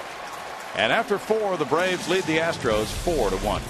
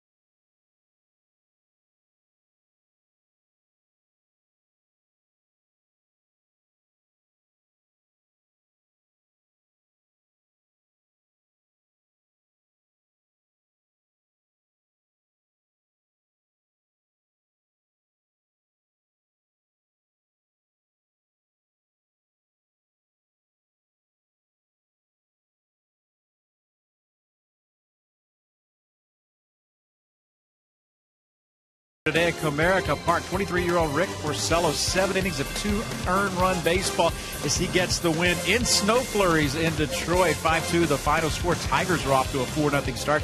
Prince Fielder with an RBI single gave Detroit a lead, and they never gave it up. Today was the 50th anniversary of the opening of Dodger Stadium, and the Dodgers win at pitcher's duel in a great pitcher's ballpark, 2-1 the final score. Matt Kemp tied a Dodger record, driving in a run in his 9th straight game. Andre Ethier won it with a solo home run in the 8th for the Dodgers. This has been your Mazda Game Break. Brownie, JD, back to you. And by the way, guess who got the nachos? Patty? You. It would be me. They're good. All right. Nice going, Kev. I'm sharing them with Art Howe, but he's too health conscious. Yes, he is. Freddie Freeman struck out both times. He's 1-0 in the count. It's 2 balls, no strikes. At Tiger Ball Club, they might go wire to wire. They're 4-0. They've got good pitching. Got Fielder now to join the hitting. Well, they've got plenty. No, Cabrera and Cabrera, Fielder. is there a more dangerous 1-2 punch in baseball? Probably not. They got Brennan Bosch. There's Gene Dias and the PR staff, Stephen Grand and MJ Turhan. We show them every night. Martinez. You know, if he hadn't gotten hurt. Yeah, Victor Martinez. That's right. What was it, 84? The Tigers, didn't they start like 35-5 on their way to winning the World Series? Another year like that in the Motor City. Strikeout for a while, and that's number 5 for Kyle. He was abused, Freddie Freeman. Sure has. Flailing away at that high cutter. He's probably like me. He's thinking, I thought this guy was going to throw sinkers. Mm-hmm. So he's surprised. McCann has a walk and a single. By the way, Stephen Grand, who we saw in that shot in the press box, has put out another very nice program, Game Magazine, which you can buy here at the ballpark, and got all kinds of articles in there. Jeff Luhnow and a lot of the new people joining the Astros organization. You can read about them when you come on out. Well, so many new faces. Oh, there are players in uniform and in the front office. That one slices back to J.D. Martinez. 2 outs. Yeah, there's a lot to read about. Dan Uggla with the RBI double in the third to center field. He is 1 for 2. It's been a really busy homestand here for those 3 guys in the middle, bottom row, as they work with the media. Very nice media turnout today. Well, they really covered that event out on Texas Avenue with Bob Aspromonte being inducted into the Walk of Fame, and there will be an additional person announced every month now, so it'll be fun to see that unfold. There's a smash, diving. Gonzalez cannot prevent that hit through the left side. Sharp single by Uggla, who's 2 for 3. Marwin actually overplayed that one, I believe. Mm-hmm. He dove beyond the ball.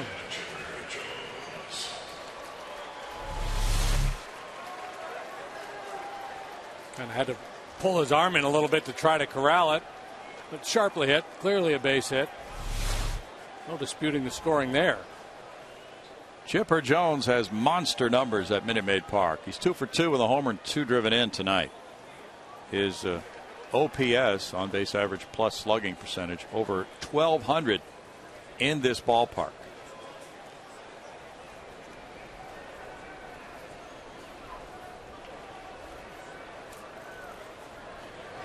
He didn't hit that well in the Astrodome.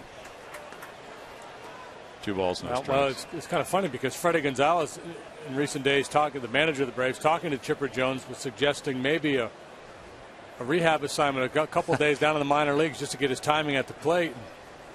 Chipper said, "No, I'm good to go." And well, I think after the way Juan Francisco played third base last night, Freddie was of the mind, I don't care what your timing's like. Yeah, you're in there. Francisco made 3 errors. And third inning tonight. Chipper Jones, that is his 9th home run in 39 games at Minute Maid Park. He's driven in 33 runs in those 39 games here. Rolls this one to Altuve's left. On over to Lee. In the 5th inning, it's no runs, a hit, and a man stranded. And the Braves lead the Astros 4-1.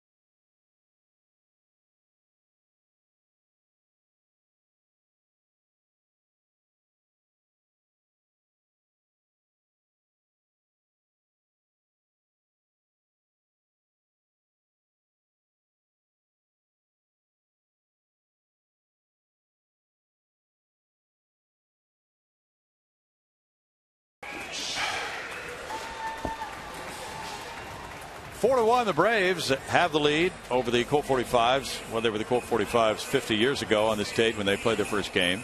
So that's why they're on that scoreboard. And it's the bottom of the fifth inning, but it's really the Astros. And it's Schaefer, Altuve, and Martinez batting for Houston while the food is moving. 8 hits for the Braves, 4 for the Astros. Jordan Schaefer's 1 for 2, has a stolen base, and flares it out of play, strike 1. This game turned when the Braves scored 3 in the top half of the third, and then the Astros came up bottom of the third, got back-to-back singles.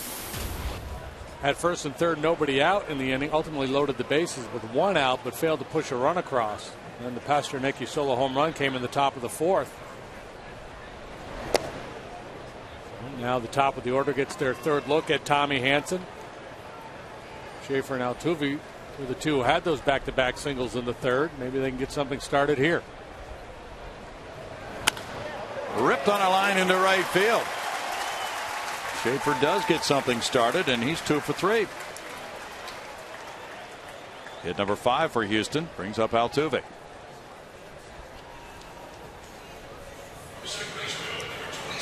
Altuve struck out looking in the first. He singled to center in the third.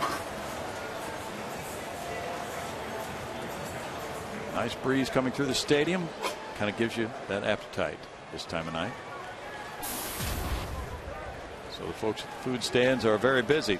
Chipper Jones in tight at third as the throw goes high. We got a question we understand from Ryan Pennington of Minot, North Dakota, about Larry Dierker writing a song. He wrote, I think, more than one song while he was with the Astros, and the players would sing those on the team bus sometimes.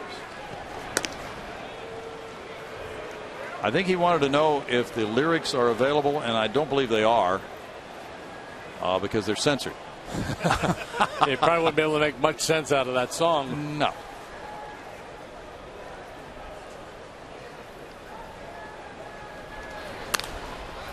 In the air, foul, and out of play, strike 1. And the answer to your follow-up question is no. The modern player does not write songs that they sing on the team bus or airplane. They're usually listening to their tunes, though. Yeah. They just don't sing.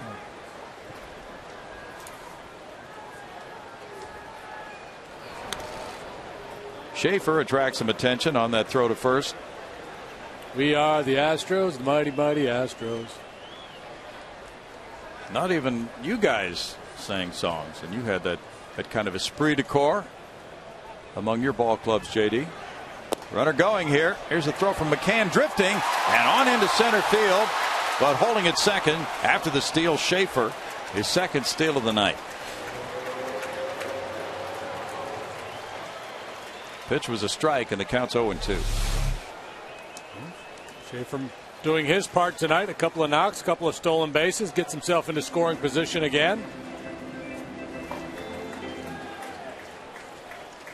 That's just a function of Schaefer's jump and his speed, forcing McCann to do things more quickly than he would prefer. He's scrambling coming out of that crouch, never gets into a good throwing position, and has the ball sail on him.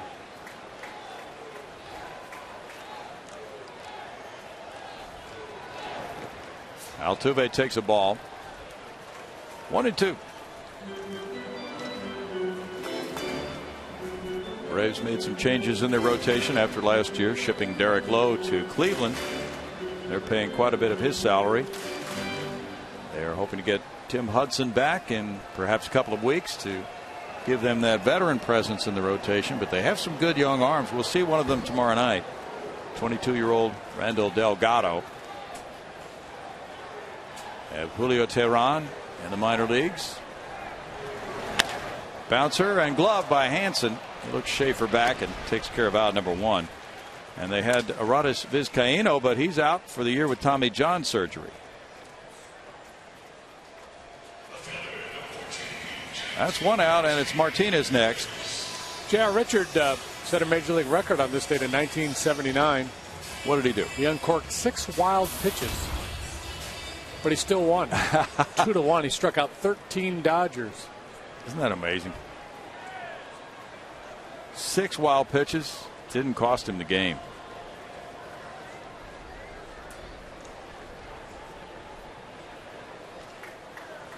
Martinez struck out and he grounded out. He probably got swings and misses at half of them on those wild pitches. Well, yeah, probably did. He was that difficult to hit. He was the most dominant of the Astro pitchers. That's strike one.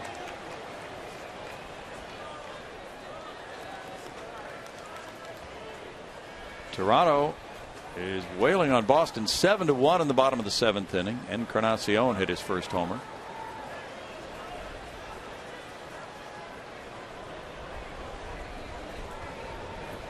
Kyle Drabek was supposed to pitch for Toronto tonight. What he happened? is pitching for Toronto. Oh. 1-1. Well, the Blue Jays are 2-2. The Red Sox 1-3. Red Sox have had bullpen problems. Well, Daniel Bard started tonight. Gave up 5 runs in 5 innings. 1-2. Washington leads 5-1 after 7 at New York. Pitch in the dirt. Ian Desmond hit his first home run for the Nationals. Mets are 4-0, trailing by 4 in the top of the 8th.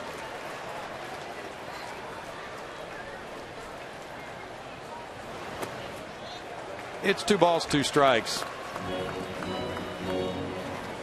Texas leads Seattle 1-0. They've played 6 in Arlington. The Rangers 3-1. Neftali Feliz, who's moved from the closer role into the rotation, is on the mound.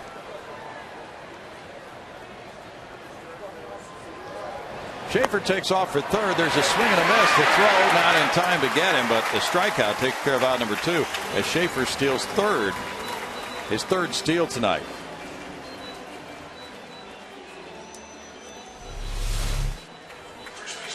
Hansen, the big right-hander, really not paying a whole lot of attention to him there. Not much gained with the strikeout. And Schaefer gets to third base with 2 outs. The one fear, the downside to that play is sometimes I think it could upset the concentration of the guy in the batter's box. Yeah, that runner moving can catch the batter's eye. Carlos Lee has 2 walks. There's strike 1 to him. The walk in the 3rd inning of Lee was intentional. That loaded the bases with 1 out, and it really worked for Freddie Gonzalez Braves because Hansen struck out Bogusevic and Johnson after that.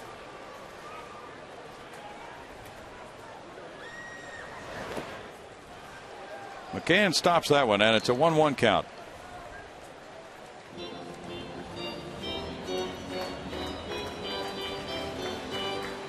Milwaukee leads the Cubs 6-3 at Wrigley. They're in the bottom of the 5th. Scored 5 in the first, Brownie, the Brewers did in that ball game. They sure did. Who started for Chicago, do you know? Paul Maholm. Okay.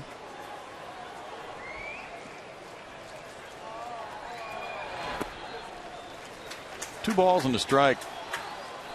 Theo Epstein rebuilding that situation there. Might take a while. Jim Connors at the organ. And that brings back the Astrodome days and, well, Colt Stadium days for that matter. Toward the right field line. Hayward coming over. It's going to be an RBI single for Carlos Lee. 4-2 game as Lee dumps a 2-out RBI single. And now the Astros will get Bogusevic to the plate.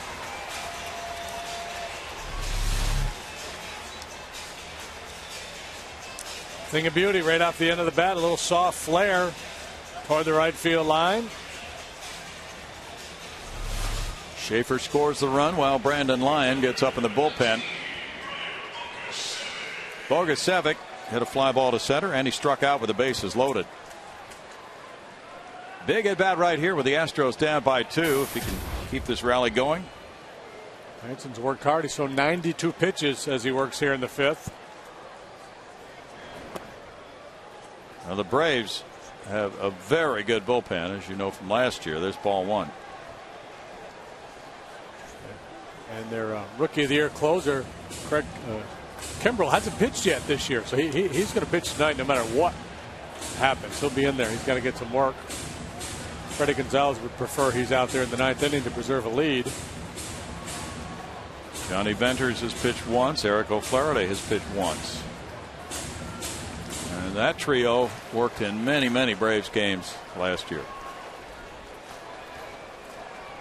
People thought they retired at the end of the season. Bogusevic looks at a pitch in the dirt. It's 2-0. There were more factors to blame the Braves' collapse on than just the bullpen being tired.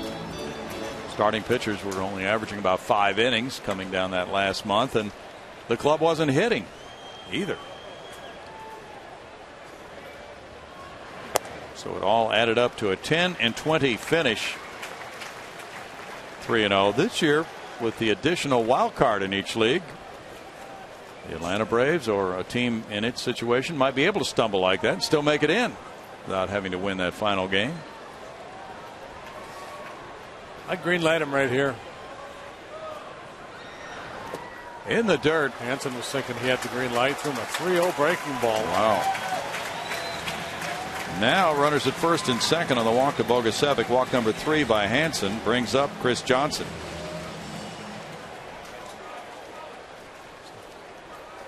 Chris Medlin's warming up for the Braves. Roger McDowell comes out to buy some time. With the pitch count 96 for Hansen. And Johnson doubled to left and scored in the second. He struck out with the bases loaded to end the third. The Braves, through all those successful years, have just ridden very strong starting pitching. Medlin's a good one. He might be moving into their rotation later on this season. For now, they stay with Hansen. With the 4-2 lead, he's given up 6 hits. He's walked 3. Michael Bourne was the last Astro to steal 3 bases in a game until Schaefer stole his 3rd tonight. That was in May of 2010 for Michael, May 15th.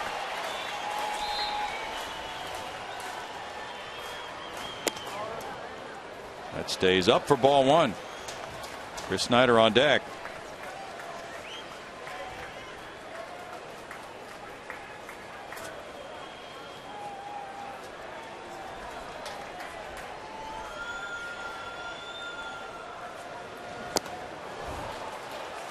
One ball and 1 strike. The story of CJ's last at bat. Took a first pitch fastball right there and then expanded the zone, chased some breaking balls out of the strike zone. That time he did Hansen a favor.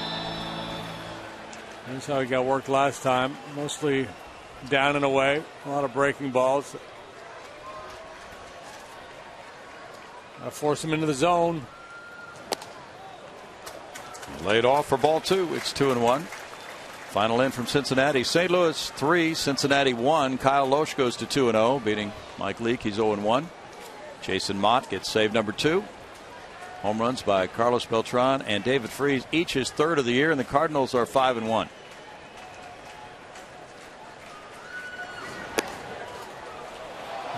Two and 2. You get the sense that right now Hansen doesn't trust his fastball in the strike zone. The fastballs he's thrown out of the zone. He's trying to get the outs with the breaking ball, and he's certainly capable of doing that. He locks CJ up with that curveball.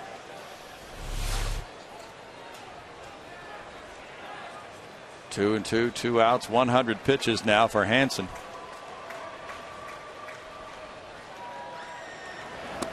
And he goes to the breaking ball and strikes him out. 8 strikeouts for Hansen.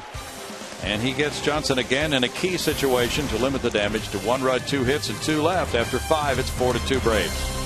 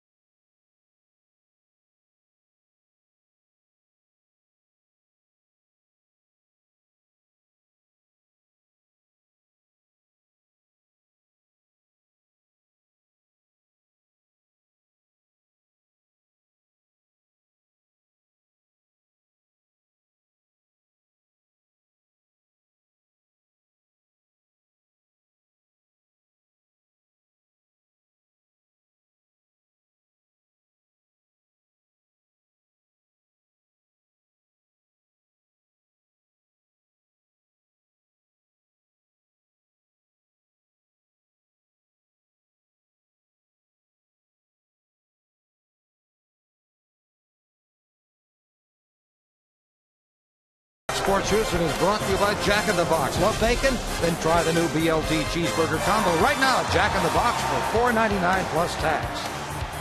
By the all-new Mazda CX-5 with 35 highway miles per gallon. And by AT&T, rethink possible.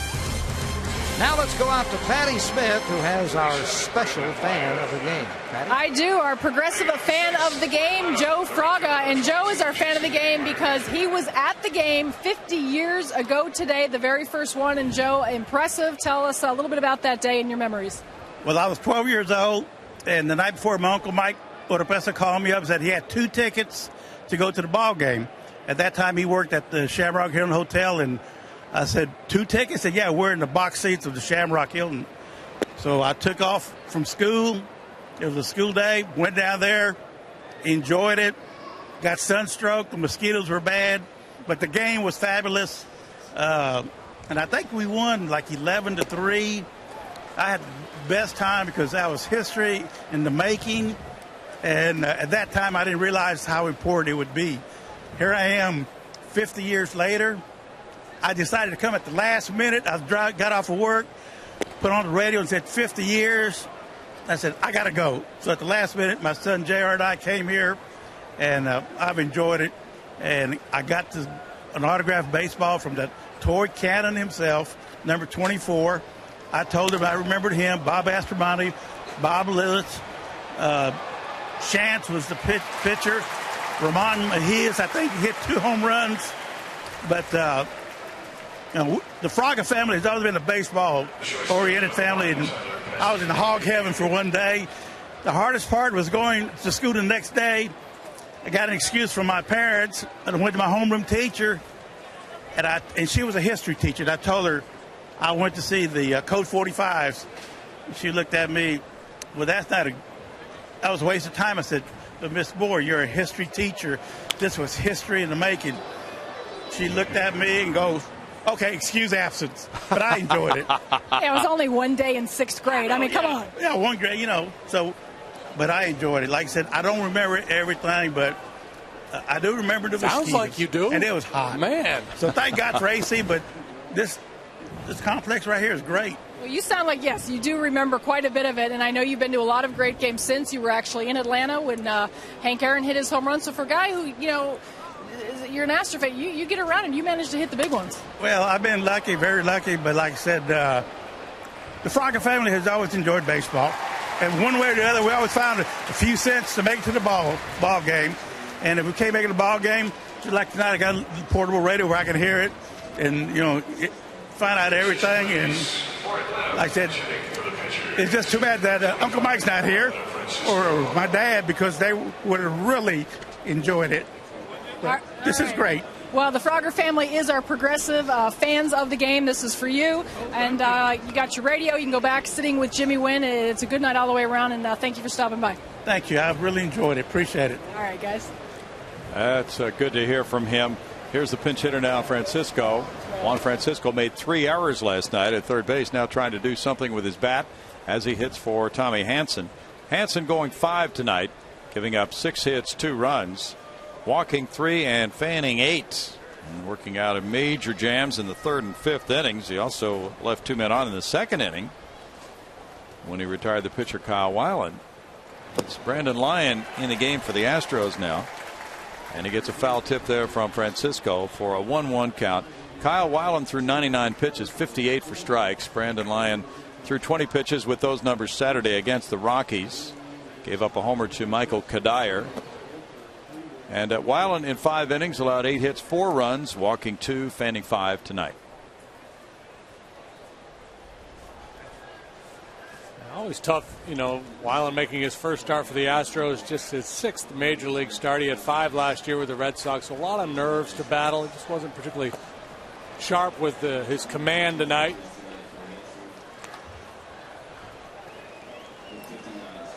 Worked around a couple of jams early, then got roughed up in the 3rd. Solo add-on home run in the 4th.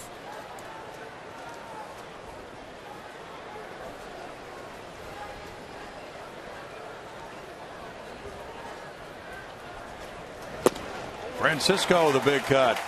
Down on Well, it's strike two. It's 3 balls, 2 strikes now. Francisco 1 for 8 this season. He takes a healthy rip at it. He does.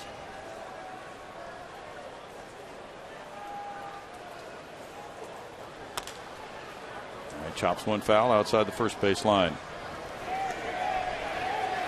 Braves have home runs from Chipper Jones, a 2-run shot in the third, and Pasternicki, a solo homer in the fourth tonight, and 8 hits for Atlanta.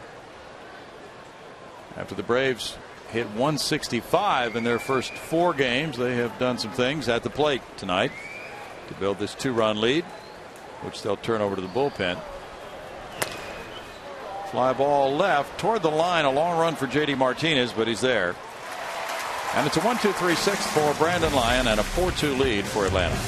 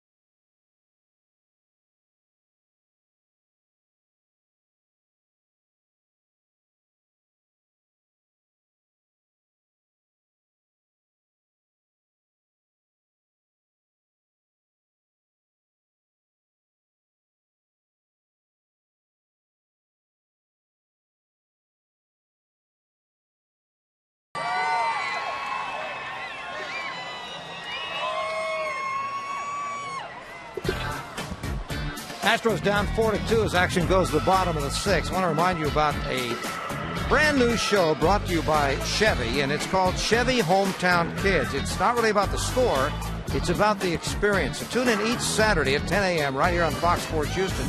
Or if you want more information, visit hometownkids.tv and learn all about it. As we take a look at one of those hometown kids right there. 4-2 ball game. The Braves lead it. They go to their bullpen now with Chris Medlin, who has 2 appearances and an ERA of 0 for those 2 games. And 22 pitches on Sunday against the Mets for Medlin, highly regarded 26-year-old right-hander from Artesia, California, who went to Santa Ana Junior College. Just 5'10", $190. Missed just about all of last year after having Tommy John surgery, August of 2010. Appeared in 2 games for them last year. He's going to throw his fastball about 90 to 92. Throws a 2-seamer with pretty good run. You just saw it there. Also has a curveball and a changeup.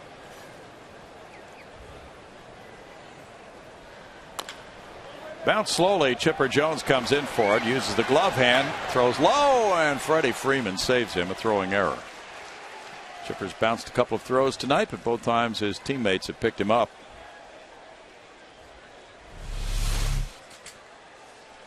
Freeman solid over there defensively. Ball gets up on Chipper a little bit and upsets the rhythm of the play for him, and I don't know if he ever really got the handle on the ball. Freeman bails him out, and Medlin gets his first man. Marwin Gonzalez singled in a run in the second. He's 1 for 2. Eric Hansen, or Tommy Hansen rather, threw 101 pitches, 59 for strikes. In 5 innings, Tommy allowed 6 hits, 2 runs, walking 3, fanning 8. Travis Buck in the on-deck circle. Pitcher spot due up next. David Carpenter in the bullpen. Strike 1 call.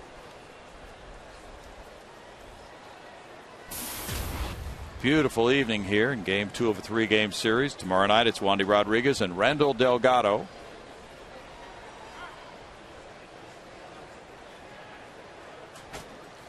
The Astros scouted Marwin Gonzalez heavily in winter ball before plucking him in the Rule 5 draft in early December.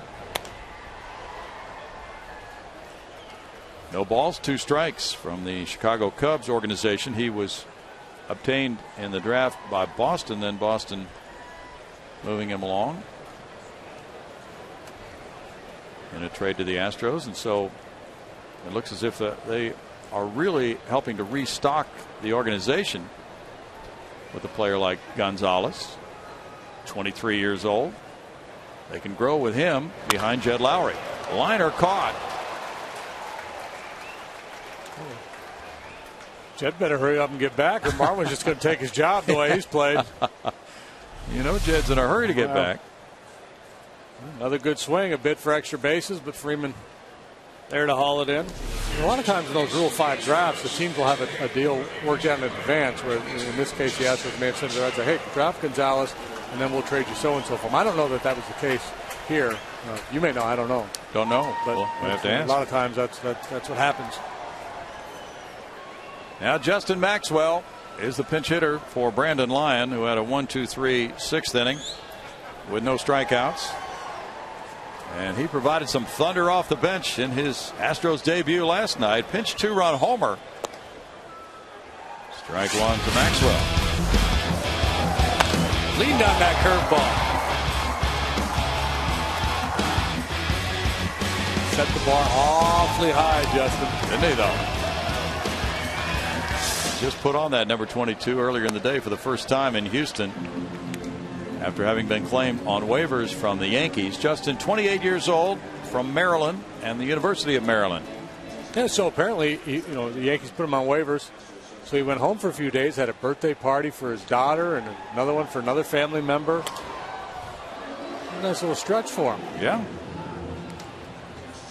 Last year, he was at AAA Scranton Wilkes-Barre all season. Didn't get a call from the Yankees with their well-stocked major league roster. Jed Lowry 1 for 3 with 2 runs batted in tonight in game 1 of his 2-game rehab assignment for Oklahoma City. He's been out with a right thumb that's been sprained. That's out into left center field, but Michael Bourne moves over to make it a 1-2-3 6th inning for Medlin. And after 6, it's the Braves over the Astros 4-2.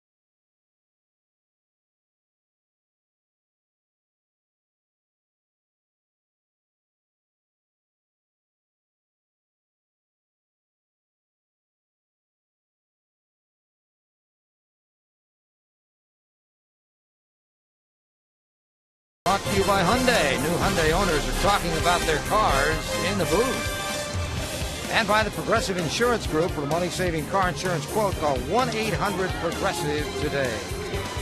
As the game moves on, Larry Durker is in the booth with Bill Brown and Jim Deshaies. So let's go upstairs, guys. Thanks, Greg. We just wanted to get Larry's take on the Walk of Fame which everybody got a chance to see outside the ballpark today. What do you think of that development, Dirk? I thought it was great. You know, when we get together, we always wonder why we don't make it a point to get together, because guys go, I got to do this or I got to do that. And then when it happens, it's like, ask for money. You know, he was so key to my career, and you can see what they've been doing for us. It's just, you know, it's wonderful. And don't the uniforms look great? They really do. I was going to ask you about the first time you put one on when you came up and you were 18 years old. Here's David Carpenter throwing, and Michael Bourne takes for ball one. And it's a clean-looking uniform. Yeah, it's a great logo. I'm glad they stayed with the gun. I mean, with what you see on TV these days, a gun on a uniform isn't too bad. No, it's not. You're right.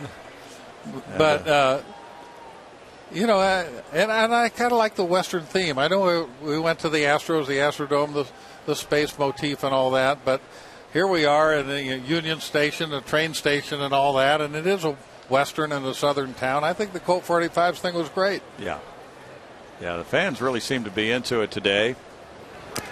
And as you saw, nice turnout out there on Texas Avenue for the ceremonies today. Much more than I expected at 3:30, and on opening day at 12:30 for a 6 o'clock game. I'm really encouraged by the way the fans have accepted what we're bringing to them this year and what maybe the future will hold.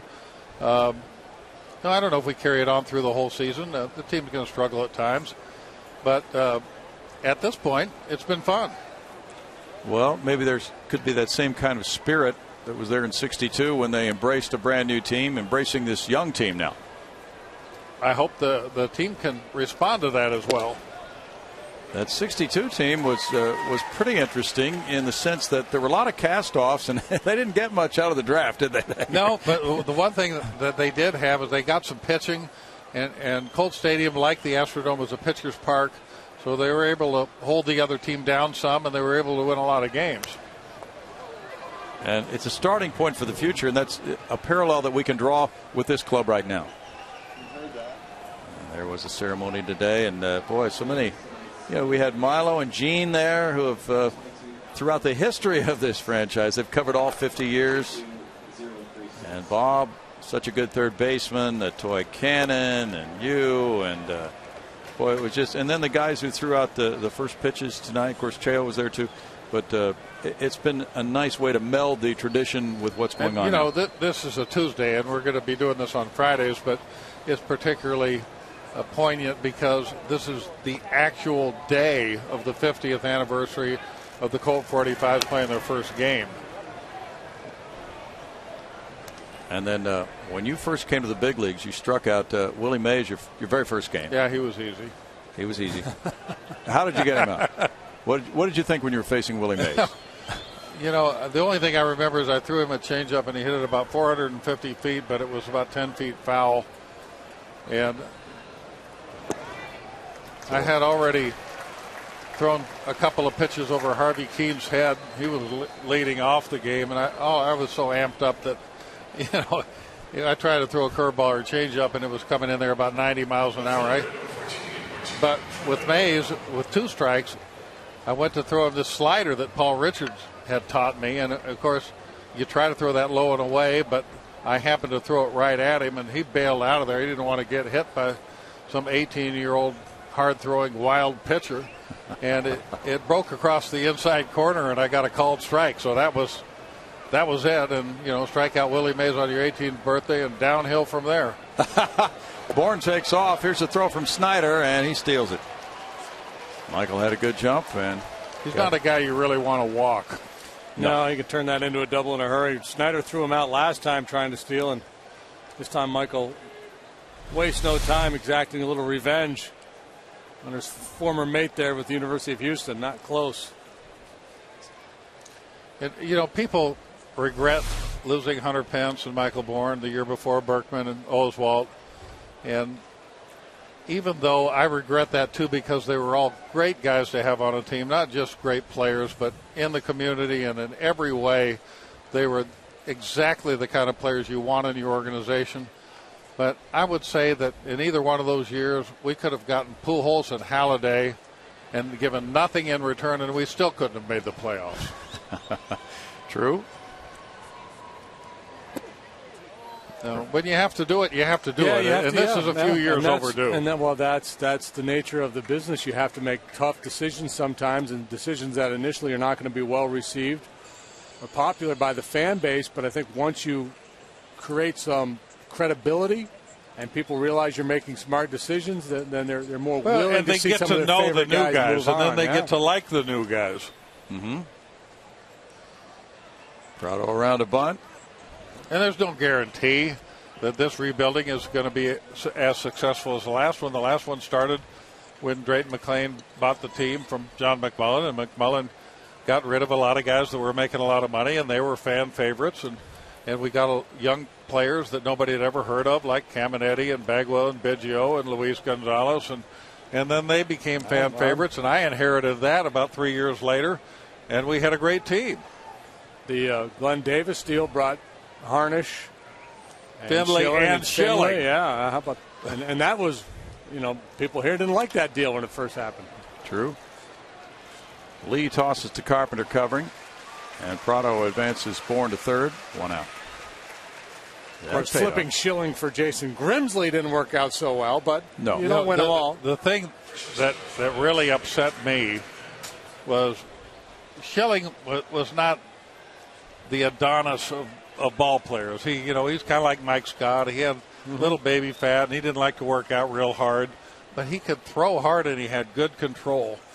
And in the end of the spring, the year that we sent him out and lost him, they did that to keep Rob Murphy, who was a left-handed relief pitcher, and he'd already pitched in like 80 games a year for 5 straight years, and you knew there wasn't much left in that tank, and we were giving up Kurt Schilling, who, even though he was disappointing the year before, was a young guy with a good arm and good control. That's what killed me, because Murphy was trying to make the team from off the roster, so they had to take Schilling off the roster in order to keep Murphy. And those are things people don't remember, but those are important things for a general manager. 1 ball, 1 strike. And now Jeff Luhnow has made some acquisitions of young players, and the cycle begins again, doesn't it, Dirk? I like the look of the guy they got yesterday, not just because he hit a home run, but looking at his numbers, at least offensively, he looks like he's got a lot of potential. He can run. He's shown some ability to walk. It's funny to say you like a guy because he can walk and he can run, but he's shown power too. And when you have a guy that has speed and power, and he has enough strike zone discipline to draw some walks, even though he hasn't hit for average in the minor leagues, you see potential there. Infielders in close. Ground ball. Carlos Lee backhands, throws to the plate, low throw, and safe at home. Michael Bourne scores 5-2. And that might not be another guy in the league that could have scored on that ground ball. And a better throw could have had it. Yeah. The one hop throw was well handled there by Snyder, and Bourne able to sneak in the back door.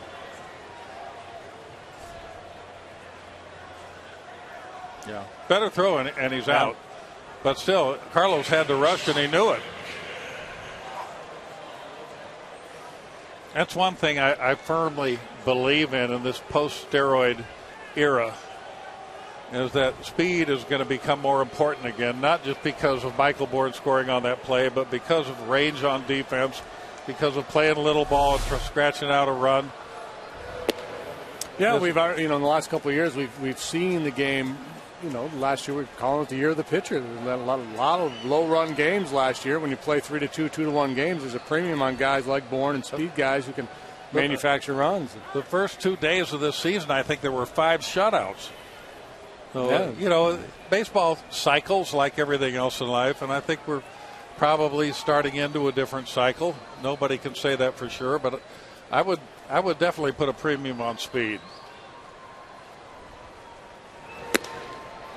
Cut there by McCann. 0-2 the previous play. Freeman reached on a fielder's choice. We'll have to see if he gets credit for an RBI. He does.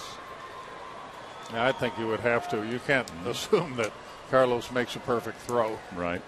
And as you said, if you're in that situation, you know who the runner is. You're going to rush. natural tendency.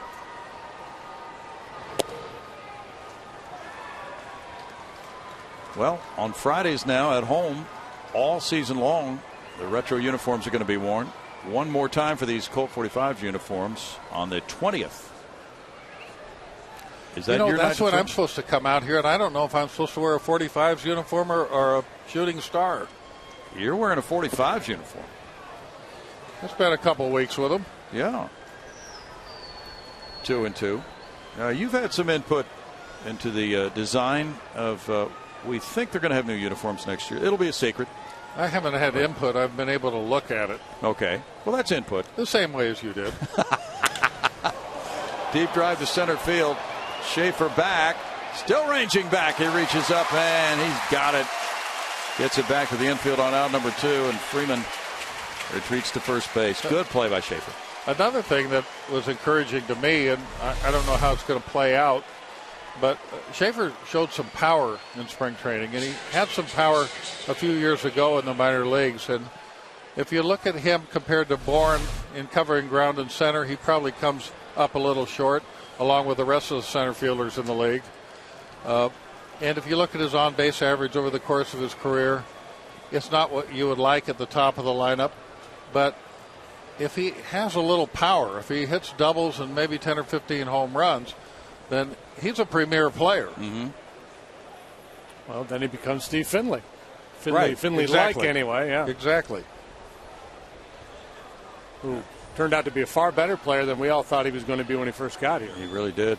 And the other guy they got in that deal, Clemens, I saw him pitch at Jupiter this spring, and he looked great. Paul Clemens. And then the left-hander, I haven't seen him, but I understand they like him too. He'll be at Corpus this year. Brett Oberholzer. Clemens, I think, threw 6 shutout innings in his first start this year.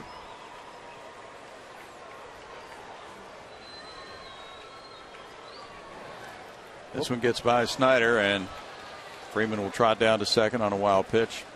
What I kind of liked about Clemens, the game I watched in Jupiter, is he had about a 4 or 5 inning save, and he held a 1-run lead that whole time, and he got him out 1-2-3 in the 9th.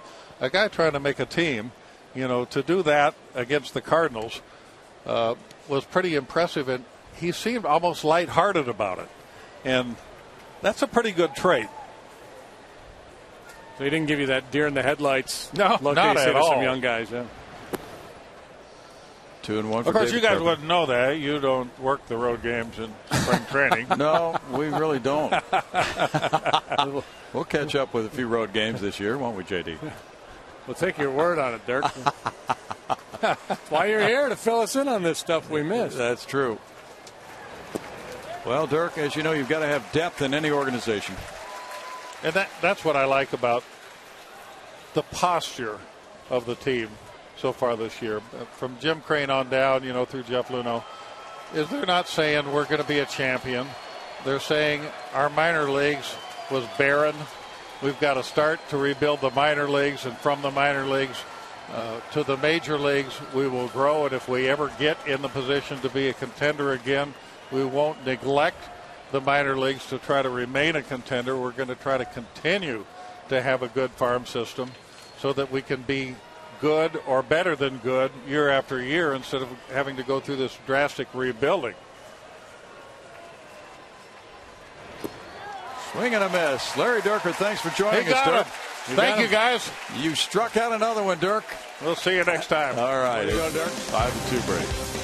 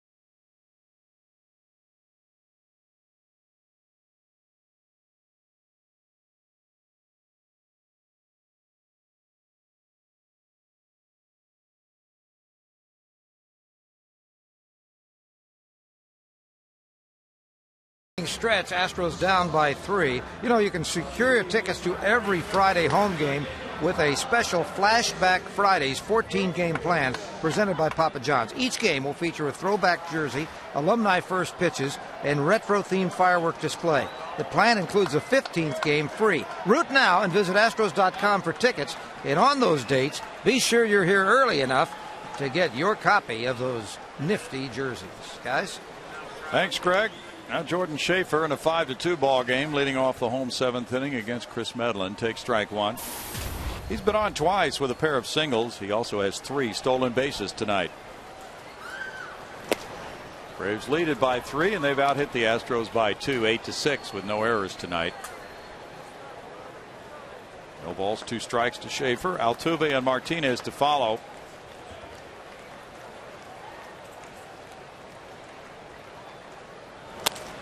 That's looped over second base and into center field. A 3rd straight hit for Schaefer. Gives him 6 hits for the season. Went down and got a tough pitch, a little off speed down. Last Astro to steal 4 bags. Roger Cedeno back in April of 2000. It's a pretty tough pitch here. Look at that. Yes. He stayed with it. Got the end of the bat on it. Hit number 7. Altuve the batter. He has one of those hits. Schaefer attracting some attention. The leadoff men are running for both clubs tonight. Michael Bourne is 1 for 2 in stealing. Jordan Schaefer is 3 for 3 in stealing.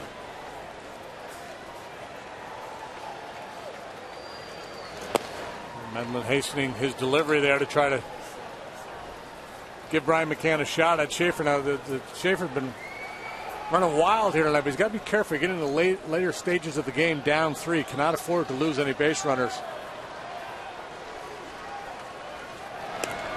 You know, I'm not saying don't run, but you got to really like the math to run in this situation. And by the math, I mean Medlin's time's home. Bobby Meacham's got the clock on him. Now it's 1-1.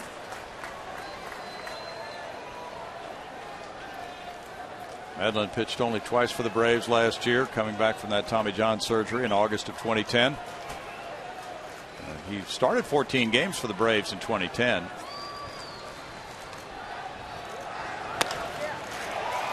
Out to left field. Prado underneath. 1 out. Medlin had a 1-2-3 6th inning. Braves getting a 2nd inning of work out of him. This is where it gets really tough with their bullpen.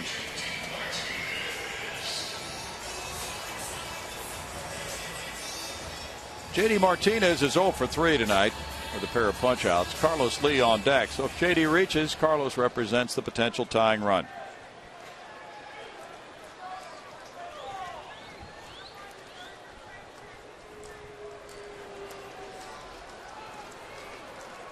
We've been talking earlier tonight about the new Walk of Fame on Texas Avenue. The original inductees include the players who wore all the Astros retired numbers. So that class was inducted today. Jim Umbright, Don Wilson, Jose Cruz, Mike Scott, Nolan Ryan, Larry Dierker, Jimmy Wynn, Jeff Bagwell, Craig Biggio, plus broadcasters Gene Elston and Milo Hamilton. All of them went into the Walk of Fame today. And there will be more. Bouncing slowly. It's knocked down and off the glove. It gets away from Pasternicki. And here's Schaefer going to third. Pasternicki left his feet. But then the ball trickled away, and it's 1st and 3rd, 1 out. It looked like he was just trying to redirect that ball to a second baseman, trying to slap it towards him. Felt like he didn't have time to catch it and flip it. So he tried to get a little creative and paid the price. He's diving and he was trying to. Well, he'll draw an error for that ball getting away. It's an infield hit for Martinez. 5-game hitting streak now for JD. But then when that ball got away from him, that allowed Schaefer to take third. So for the extra base, that's an error on Pasternicki, his 2nd.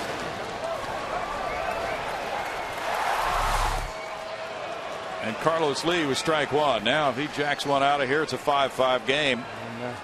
And, That's why that big swing right there was justified. Take a shot early.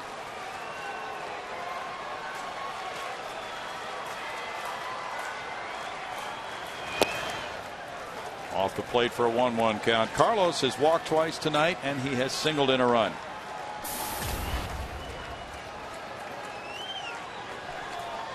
Bogusevic next, left-hander warming in the Braves bullpen. Flaherty or Venters, I'm not sure which.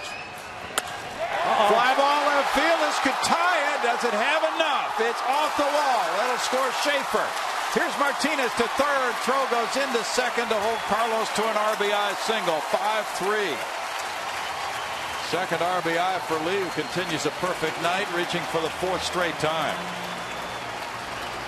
Eric O'Flaherty warming up. Freddie Gonzalez on his way to the mound. He will bring his left-hander in here to try to neutralize Bogusevic, and Carlos Lee picks on this running fastball. He thought he got enough of it. If he busts hard out of the box, he might get to second base on this.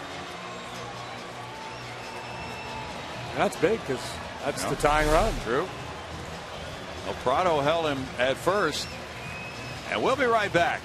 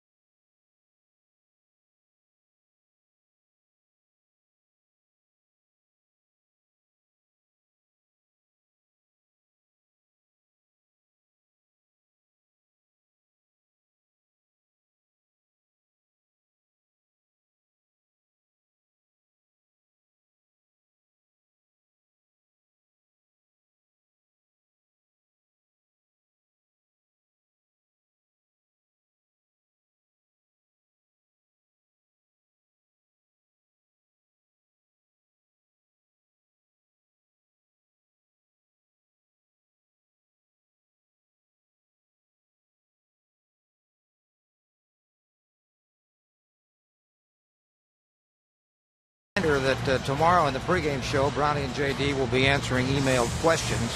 The way to get the emails in this year is to go through foxsportshouston.com. That's the website. You will see Game Connect. Log on to that. Then near the top of the Game Connect, you will see a section that says you can email the booth. Use that. It's not as hard as it sounds. Actually, start with foxsportshouston.com. Game Connect, you'll see that, and then go in and email the booth. We'll take some questions and put them on. We'll be doing them all year long, so don't forget that site. Eric O'Flaherty on the mound. The pinch hitter's Matt Downs batting for Brian Bogusevic, and he shoots one foul, strike one. Downs 0 for 3, and all those at bats have come as a pinch hitter. Here's the single by Carlos Lee. Carlos Lee thought he got enough of this ball when he first hit it to get it out of here, and he took a look at it before going hard. May or may not have cost him an opportunity to get to second base, but you can tell by his reaction he thought he got it. Downs with a foul ball. He falls behind 0-2. Get a little more air under that one, and we get a tie ball game. Well, Flaherty, he's a tough guy. 78 times he pitched last year. Look at those numbers. Allowed 2 home runs all year. Downs has faced him once and struck out. O'Flaherty, 27 years old. Fly ball softly hit to left field. Prado comes in over toward the line, and with the catch there, here's the fake tag, but the throw is cut off. Just not deep enough. 2 outs. And it's up to Chris Johnson. 2-run lead for the Braves. Johnson is 1 for 3, a double in the second. He struck out with the bases loaded to end the third. In the fifth, he whiffed with 2 men on to end that frame.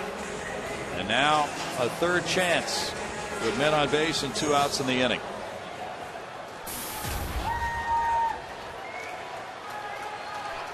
Chris, a .314 career hitter against the Braves coming into this game. McCann will go to the mound now with Snyder on deck.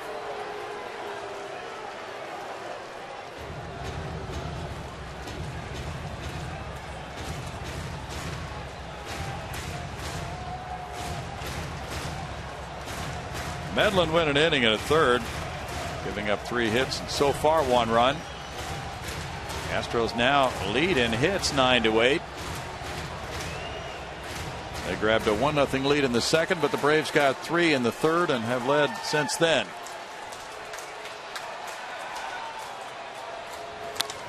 There's a looper into center field. Chris Johnson this time comes through to make it 5-4, an RBI single. And he's 2 for 4 tonight. That's his first RBI of the season. Big hit for CJ.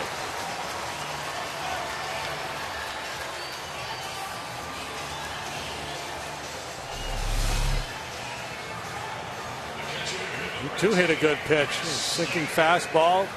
Outer third and down. Tough pitch to do a whole lot with, but he didn't need to do a whole lot. Just a little soft single into center field. Gets 1 home. Chris Snyder will be batting. He's 0 for 3. Runners at first and second now.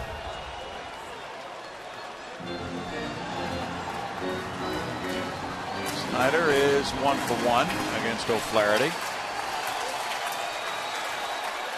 That hit was a double.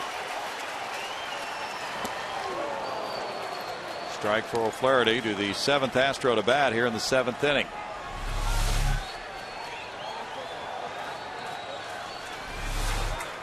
Well, more often than not, a struggling team has to execute in tight games to try to break a streak. That's the case for the Braves here. No balls, 2 strikes. They're 0-4. For the first time to start a season since 1988. And now their lead has been cut to 1 run here in the 7th inning. Jones, Hayward, and Pasternicki are due up in the 8th. Then the pitcher spot. In the dirt for a ball to Snyder. 1-2 to Chris with Marwin Gonzalez on deck. Yankees in Baltimore are going to extra innings, tied 4-4 after 9.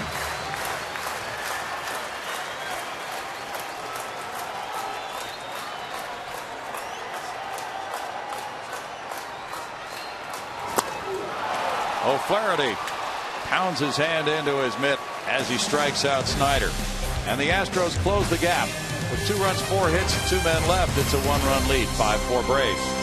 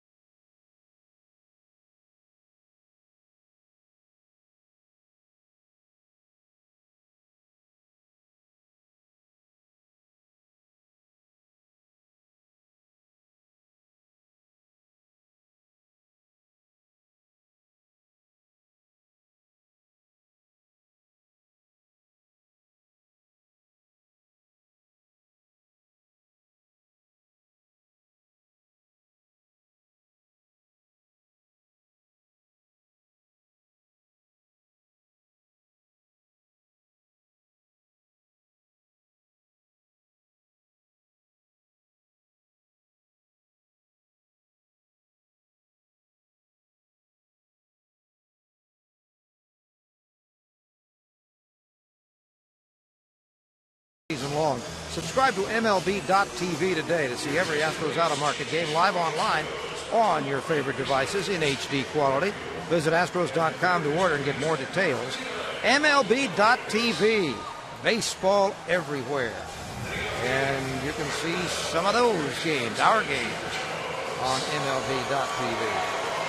Brian Bixler enters the game in right field, and the new pitcher is Wilton Lopez. So 3 right-handed hitters have been used off the bench by Brad Mills. Wilton Lopez needed only 6 pitches to get 2 outs on Sunday in the win over the Rockies. He picked up the W in that ball game. And he came in with the Astros down by a run in the 8th inning. And that's where they are right now. Chipper Jones batting. He's 2 for 3 with a 2-run homer. Strike 1 to Chipper. David Carpenter in 1 inning allowed no hits, 1 run, walking 1, fanning 1. Brandon Lyon had a hitless frame. Carpenter giving way to Lopez, pitcher number 4, after Kyle Weiland went the first 5, giving up 8 hits, 4 runs. Bounced high to third. Chris Johnson takes care of out number 1 for Lopez, who can be a ground ball machine.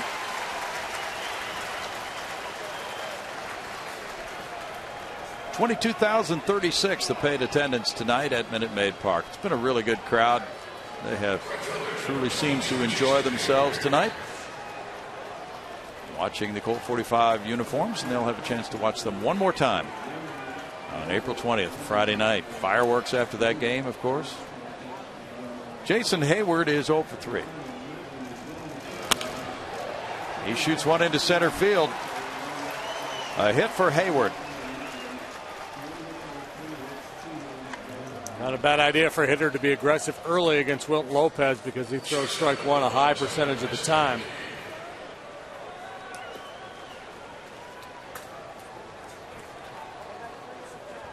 Nine hits for Atlanta now, and Hayward's aboard for Pastornicki, who found the seats as Eric Hinsky is in the on-deck circle. Pastornicki's home run came in the 4th inning. He also has a walk. And the throw goes over. Hayward 1 for 1 in steals so far this year. Chris Medlin worked 1 1/3 innings, allowing 3 hits, 1 run with no walks or strikeouts. Greg Kimbrell is the closer for the Braves. What was that? Snyder appeared to be shocked when Jerry Meals called it ball 1. Hayward, not a great base stealer, but he's capable. Got 9 last year in 11 tries. A little in, I guess.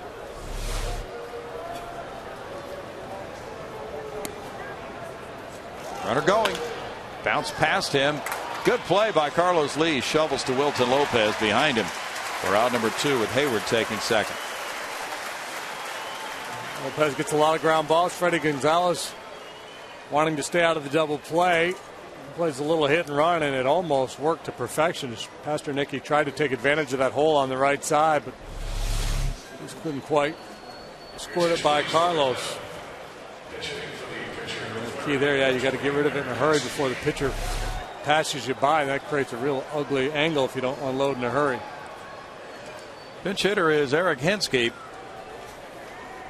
and the veteran will be batting for the pitcher, O'Flaherty. Freddie Gonzalez got 2/3 of an inning from O'Flaherty, who allowed 1 hit and no runs with no walks, striking out 1. He'll need a 4th pitcher for the bottom of the 8th. Hinsky with a homer is 1 for 3 rather this season. That hit a single. All his at bats have been as a pinch hitter. That's his specialty, platoon player as well. There's ball 1 with Johnny Venters, hard throwing left-hander, warming up. Infield is shifted around, putting Altuve in right field. Hinsky has a huge hole. That's where he was last night when he made a play on Hinsky, out there in shallow right. Yeah, Chris Johnson is favoring more toward third than toward short. So that leaves a lot of room on the left side of the infield for Hinske. 2-0. You deploy a shift like this because all your scouting information, your spray charts show you a guy that almost never hits the ball on the ground on the other side of the infield. He might hit fly balls or line drives that way, but almost never hits it on the ground on the left side. 2 balls and a strike. It does. It's usually not by design. It's because he was fooled and just kind of squibs one off the end of his bat. CJ has to stay a little more towards third because of Hayward's presence. He has to be able to beat him in a foot race to the bag in case he tries to steal. Another baseball for Wilton Lopez from Nicaragua, 28 years old. He's been a workhorse, 68 appearances in 2010, 73 more last year.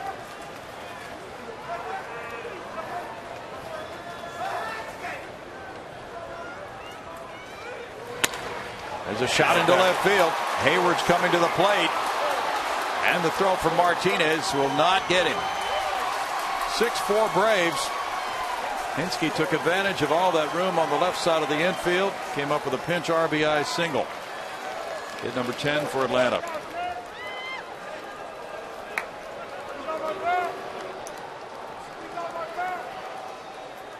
Just put a new dotted line on the spray chart. Ground ball through the hole on the left side. That's the other reason why you cheat your third baseman a little bit more towards the line than up the hole, though, because if he hits the ball down the line, there's no chance you're going to make a throw and make a play on the base runner. But if you hit it in that direction, your left fielder could make a play. Obviously, Hayward fast enough to beat the throw from Martinez there. Jack Wilson's the pinch runner. Michael Bourne taking ball 1. Bourne 0 for 3 with a walk, a steal, and a run scored. Braves back up by 2 now. Bounce toward the right side and on through past the lunging Carlos Lee for a single. There's now Wilson fell around second base. Third hit of the inning, and Bourne comes through.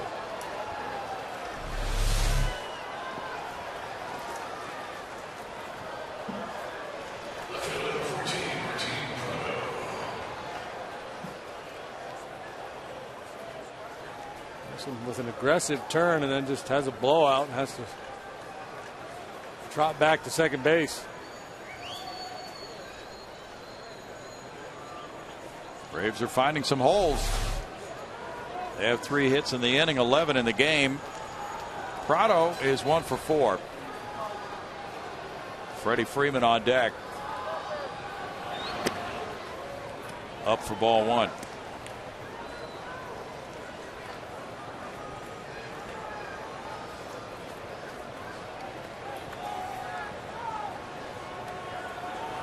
Braves sent down an infielder, Jose Constanza, after last night's game with Chipper Jones being activated tonight. It's 2 balls, no strikes.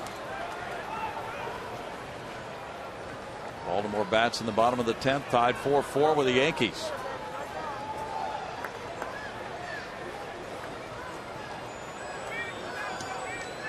Braves are trying to tie this series with a win tonight. Send it to a rubber game tomorrow. Wandy Rodriguez and Randall Delgado will pitch.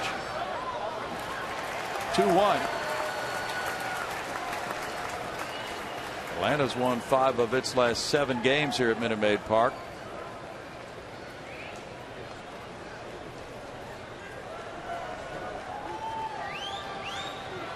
Competing in the NL East with the likes of the Phillies. Miami. Bouncer back to Lopez. Over to Carlos Lee. It's 1 run, 3 hits, 2 left for the Braves. Middle of the 8th inning, 6-4 Atlanta.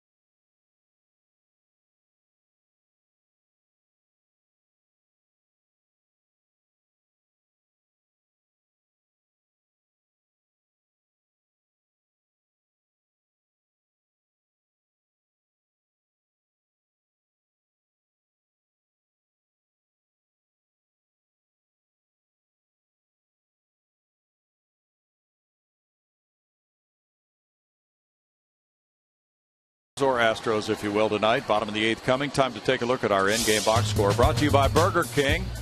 The former Brave Schaefer has 3 hits tonight. He has stolen 3 bases and scored a couple of runs. And you have the hits and the way they have lined up for the Astros throughout the lineup right there. Jack Wilson stays in after pinch running for Hinsky to play shortstop, taking over there for Pasternicki. So with Pasternicki leaving the game, the pitcher Johnny Venters is in the number 8 spot in the order. He's 6-2 last year, 1.84 ERA, and this year has made only that one appearance you talked about, JD. Yeah, for hitters, he is just one nasty, throbbing migraine headache. This guy is flat out nasty with his stuff. Power sinker, hard slider. There it is, that power sinker. So he strikes a ton of guys out, and when you put it in play, it's usually on the ground. Ground ball to fly ball ratio is like 5-1. Typically, when you see that kind of a ground ball ratio, it's more of a finesse type sinker. This is a power guy who can blow it by you as well as get all those weak ground balls.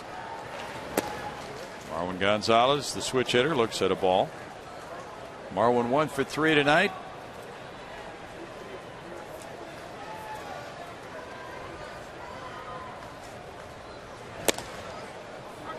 He looks at strike 2 with Brian Bixler on deck. Bixler came in a double switch batting 9th. Jordan Schaefer will bat 3rd in the inning.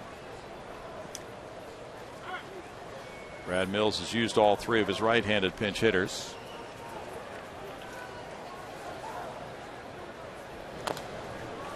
Foul ball keeps it at 1-2.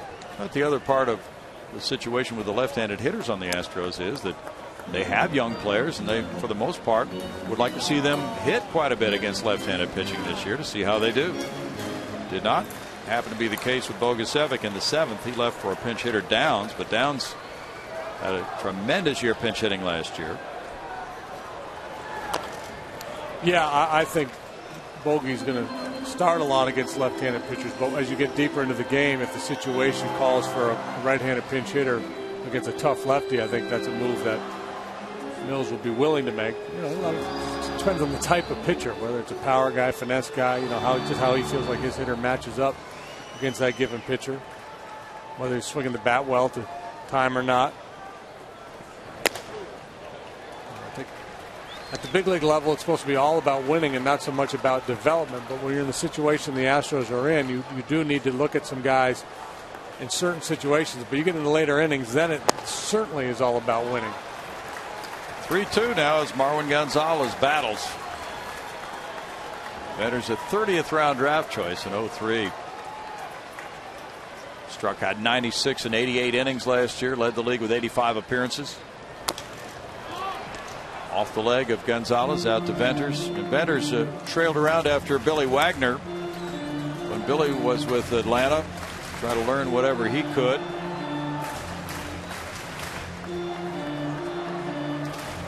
Venters was born in Pikeville, Kentucky. Went to Indian River Community College in Florida.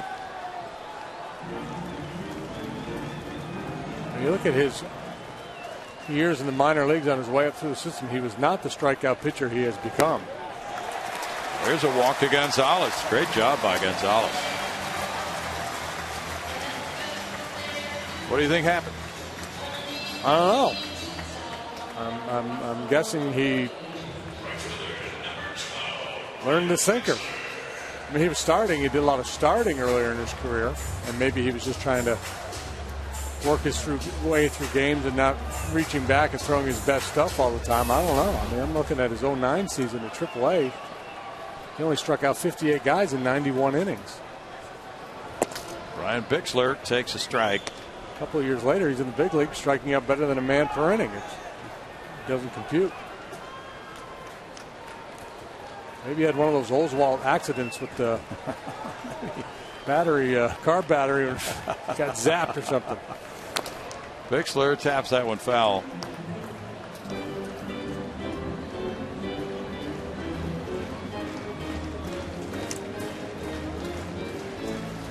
Bixler came up with a couple of infield hits and a walk Saturday against Colorado when he got a spot start at second base. Playing the outfield tonight off the bench.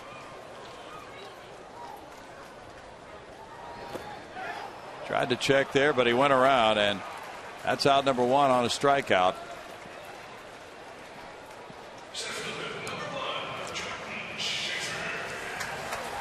Jordan Schaefer with hits his last 3 times up, 3 for 4 tonight. Jose Altuve's on deck. The Braves have Freeman, McCann, and Ugla due up in the 9th. Texas shut out Seattle in Texas 1-0. Neftali Feliz gets his first win. Joe Nathan saved number 2. Rangers got a run in the second, made it hold up. And they are 4-1. There's strike 1. Ross Detweiler in Washington dumped the Mets 6-2, beating Dylan G. Chipper Jones in tight at third. It's 0-2 to Schaefer. Left-handed hitter batted 122 last year against Venters.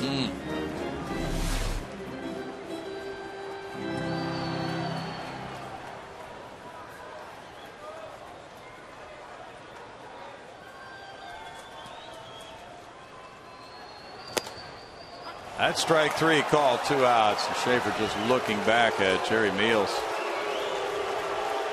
Disagreeing with that strike 3 call.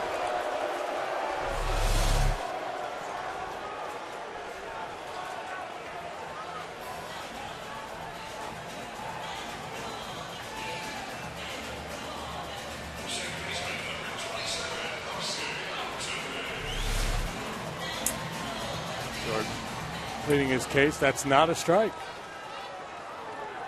Fox Tracks had it on the corner. Altuve's 1 for 4. Dribbles that one foul, strike 1 with Martinez on deck. Braves up by 2. They have led ever since they got 3 in the 3rd inning. And they led 4-1 in the 4th. Astros pulled it within 5-4 with 2 in the 7th inning, but the Braves added 1 in the 8th. Up the middle, Venters spins out of the way. That's a sharp single into center field, and a good job by Altuve of getting his second hit. Now it gets interesting with J.D. Martinez coming up. I don't care how good your stuff is, Altuve can barrel you up. He's just too good a hitter. He's compact, quick to the ball, very short stroke.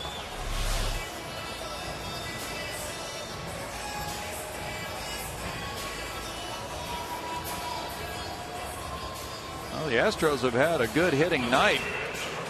Even though they only have 1 extra base hit, they have stayed on the attack tonight. Total of 11 hits to match the Braves. Now looking for a big hit from J.D. Martinez. McCann goes out. Martinez reached on an infield hit in the 7th and scored. He's 1 for 4. Carlos Lee's on deck.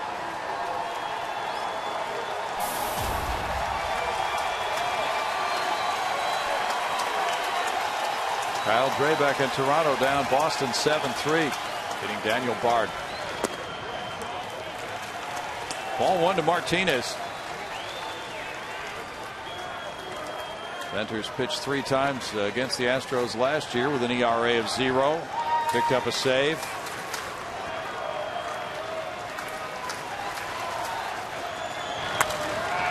Foul away, and it's a 1-ball, 1-strike count. Yeah, I think their game plan here is going to be to try to live down and away, pound the ball down and away. If they come in, it would be off the plate.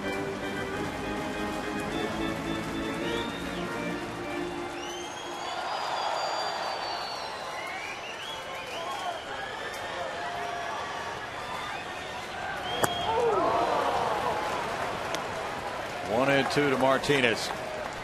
Disappearing slider. It sure was.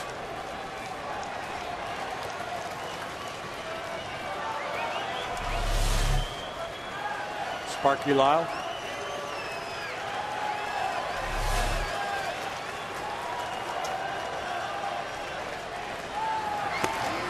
He started and was called for the swing by Jerry Meals, striking out. Venters striking out the side in the 8th inning. No runs a hit, 2 men stranded, moving to the ninth. Atlanta's up by a couple, 6-4.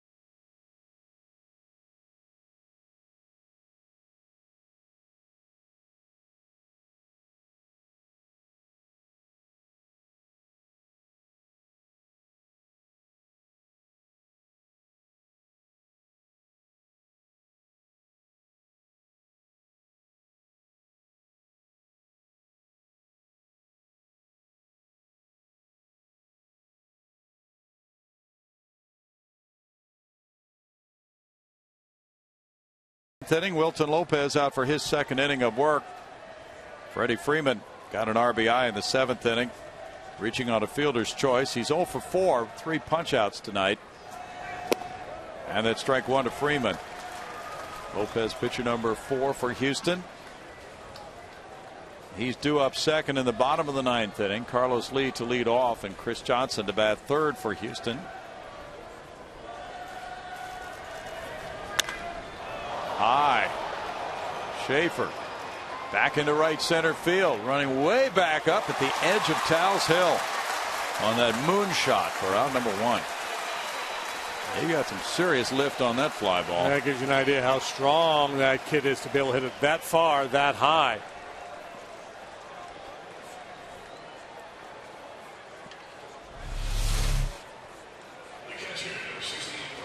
Jordan with his left arm kind of feeling his way, trying to find the wall. He had a chance to peek one time at it, then he catches the warning track, knows he's getting close, braces for some potential contact, but never really comes. Nice play. Yes, it was a nice play. He really got turned around early. McCann looks at strike 1. He's been on twice with a walk and a single. The folks in the patio had a great view of that one coming at them.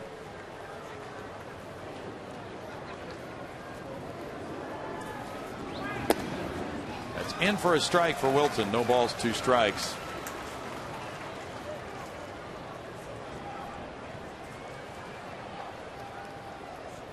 Altuve's out in right field. 1-2 to McCann. McCann has developed into a perennial all-star.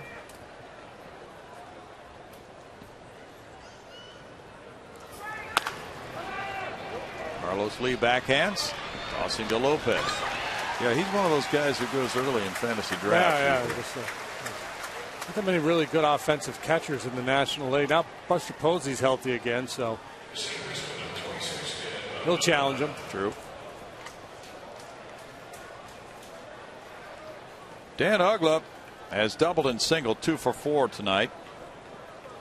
Braves trying to win for the first time in 2012. Craig Kimbrell is warming up, and he is firing the ball in their bullpen right now.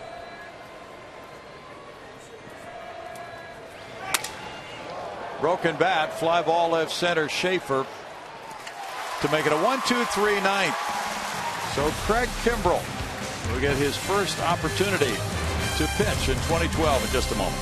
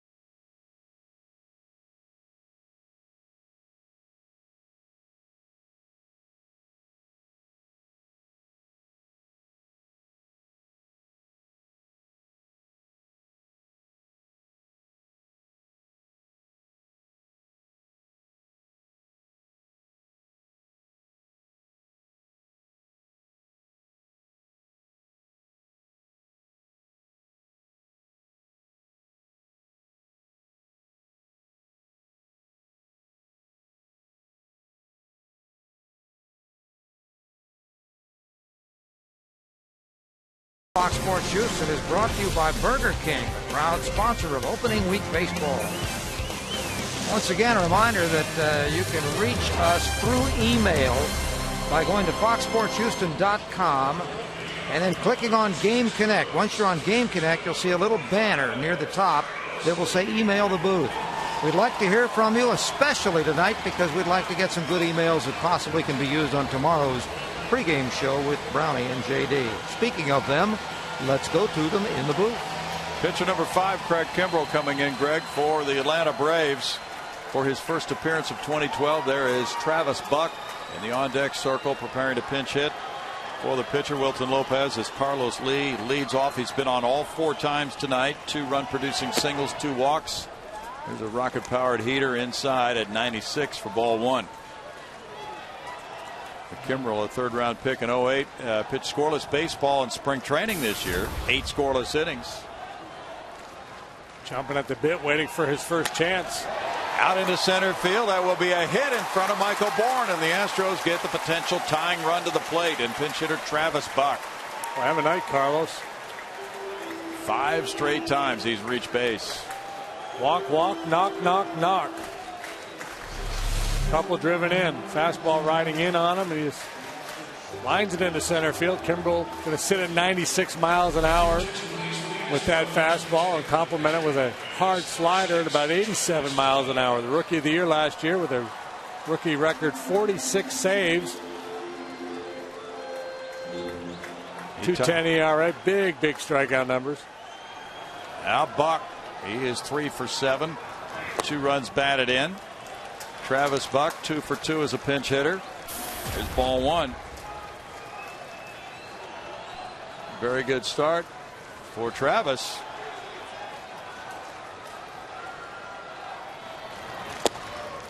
He showed good opposite field power. There's a strike, and the former Oakland and Cleveland left-handed hitter is at 1-1 in the count. He got his first start of the year last night at a 2-run double off right-hander Brandon Beachy. 2 balls and a strike. Kimbrell, a unanimous rookie of the year, pitched in 77 innings, struck out 127. High octane stuff here. But inside. And now 3-1 to Buck. Chris Johnson on deck.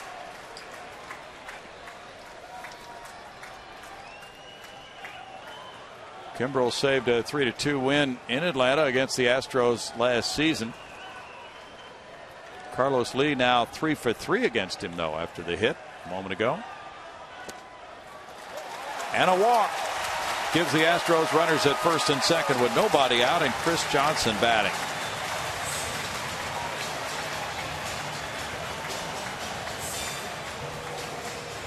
Roger McDowell out to the mound.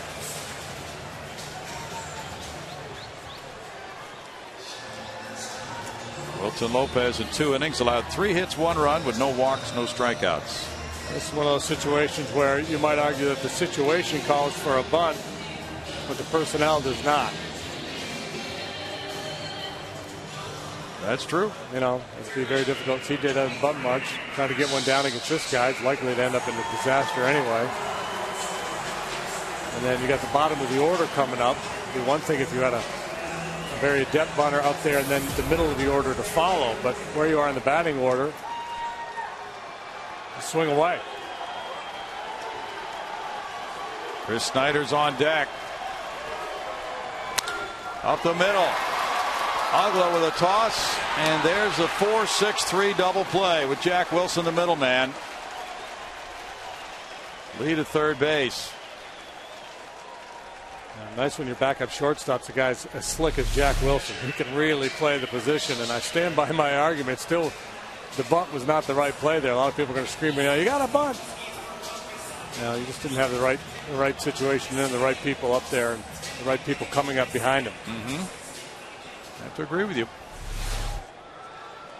If you had maybe a Schaefer or an Altuve, maybe different. Now Snyder's 0 for 4. And taking ball 1.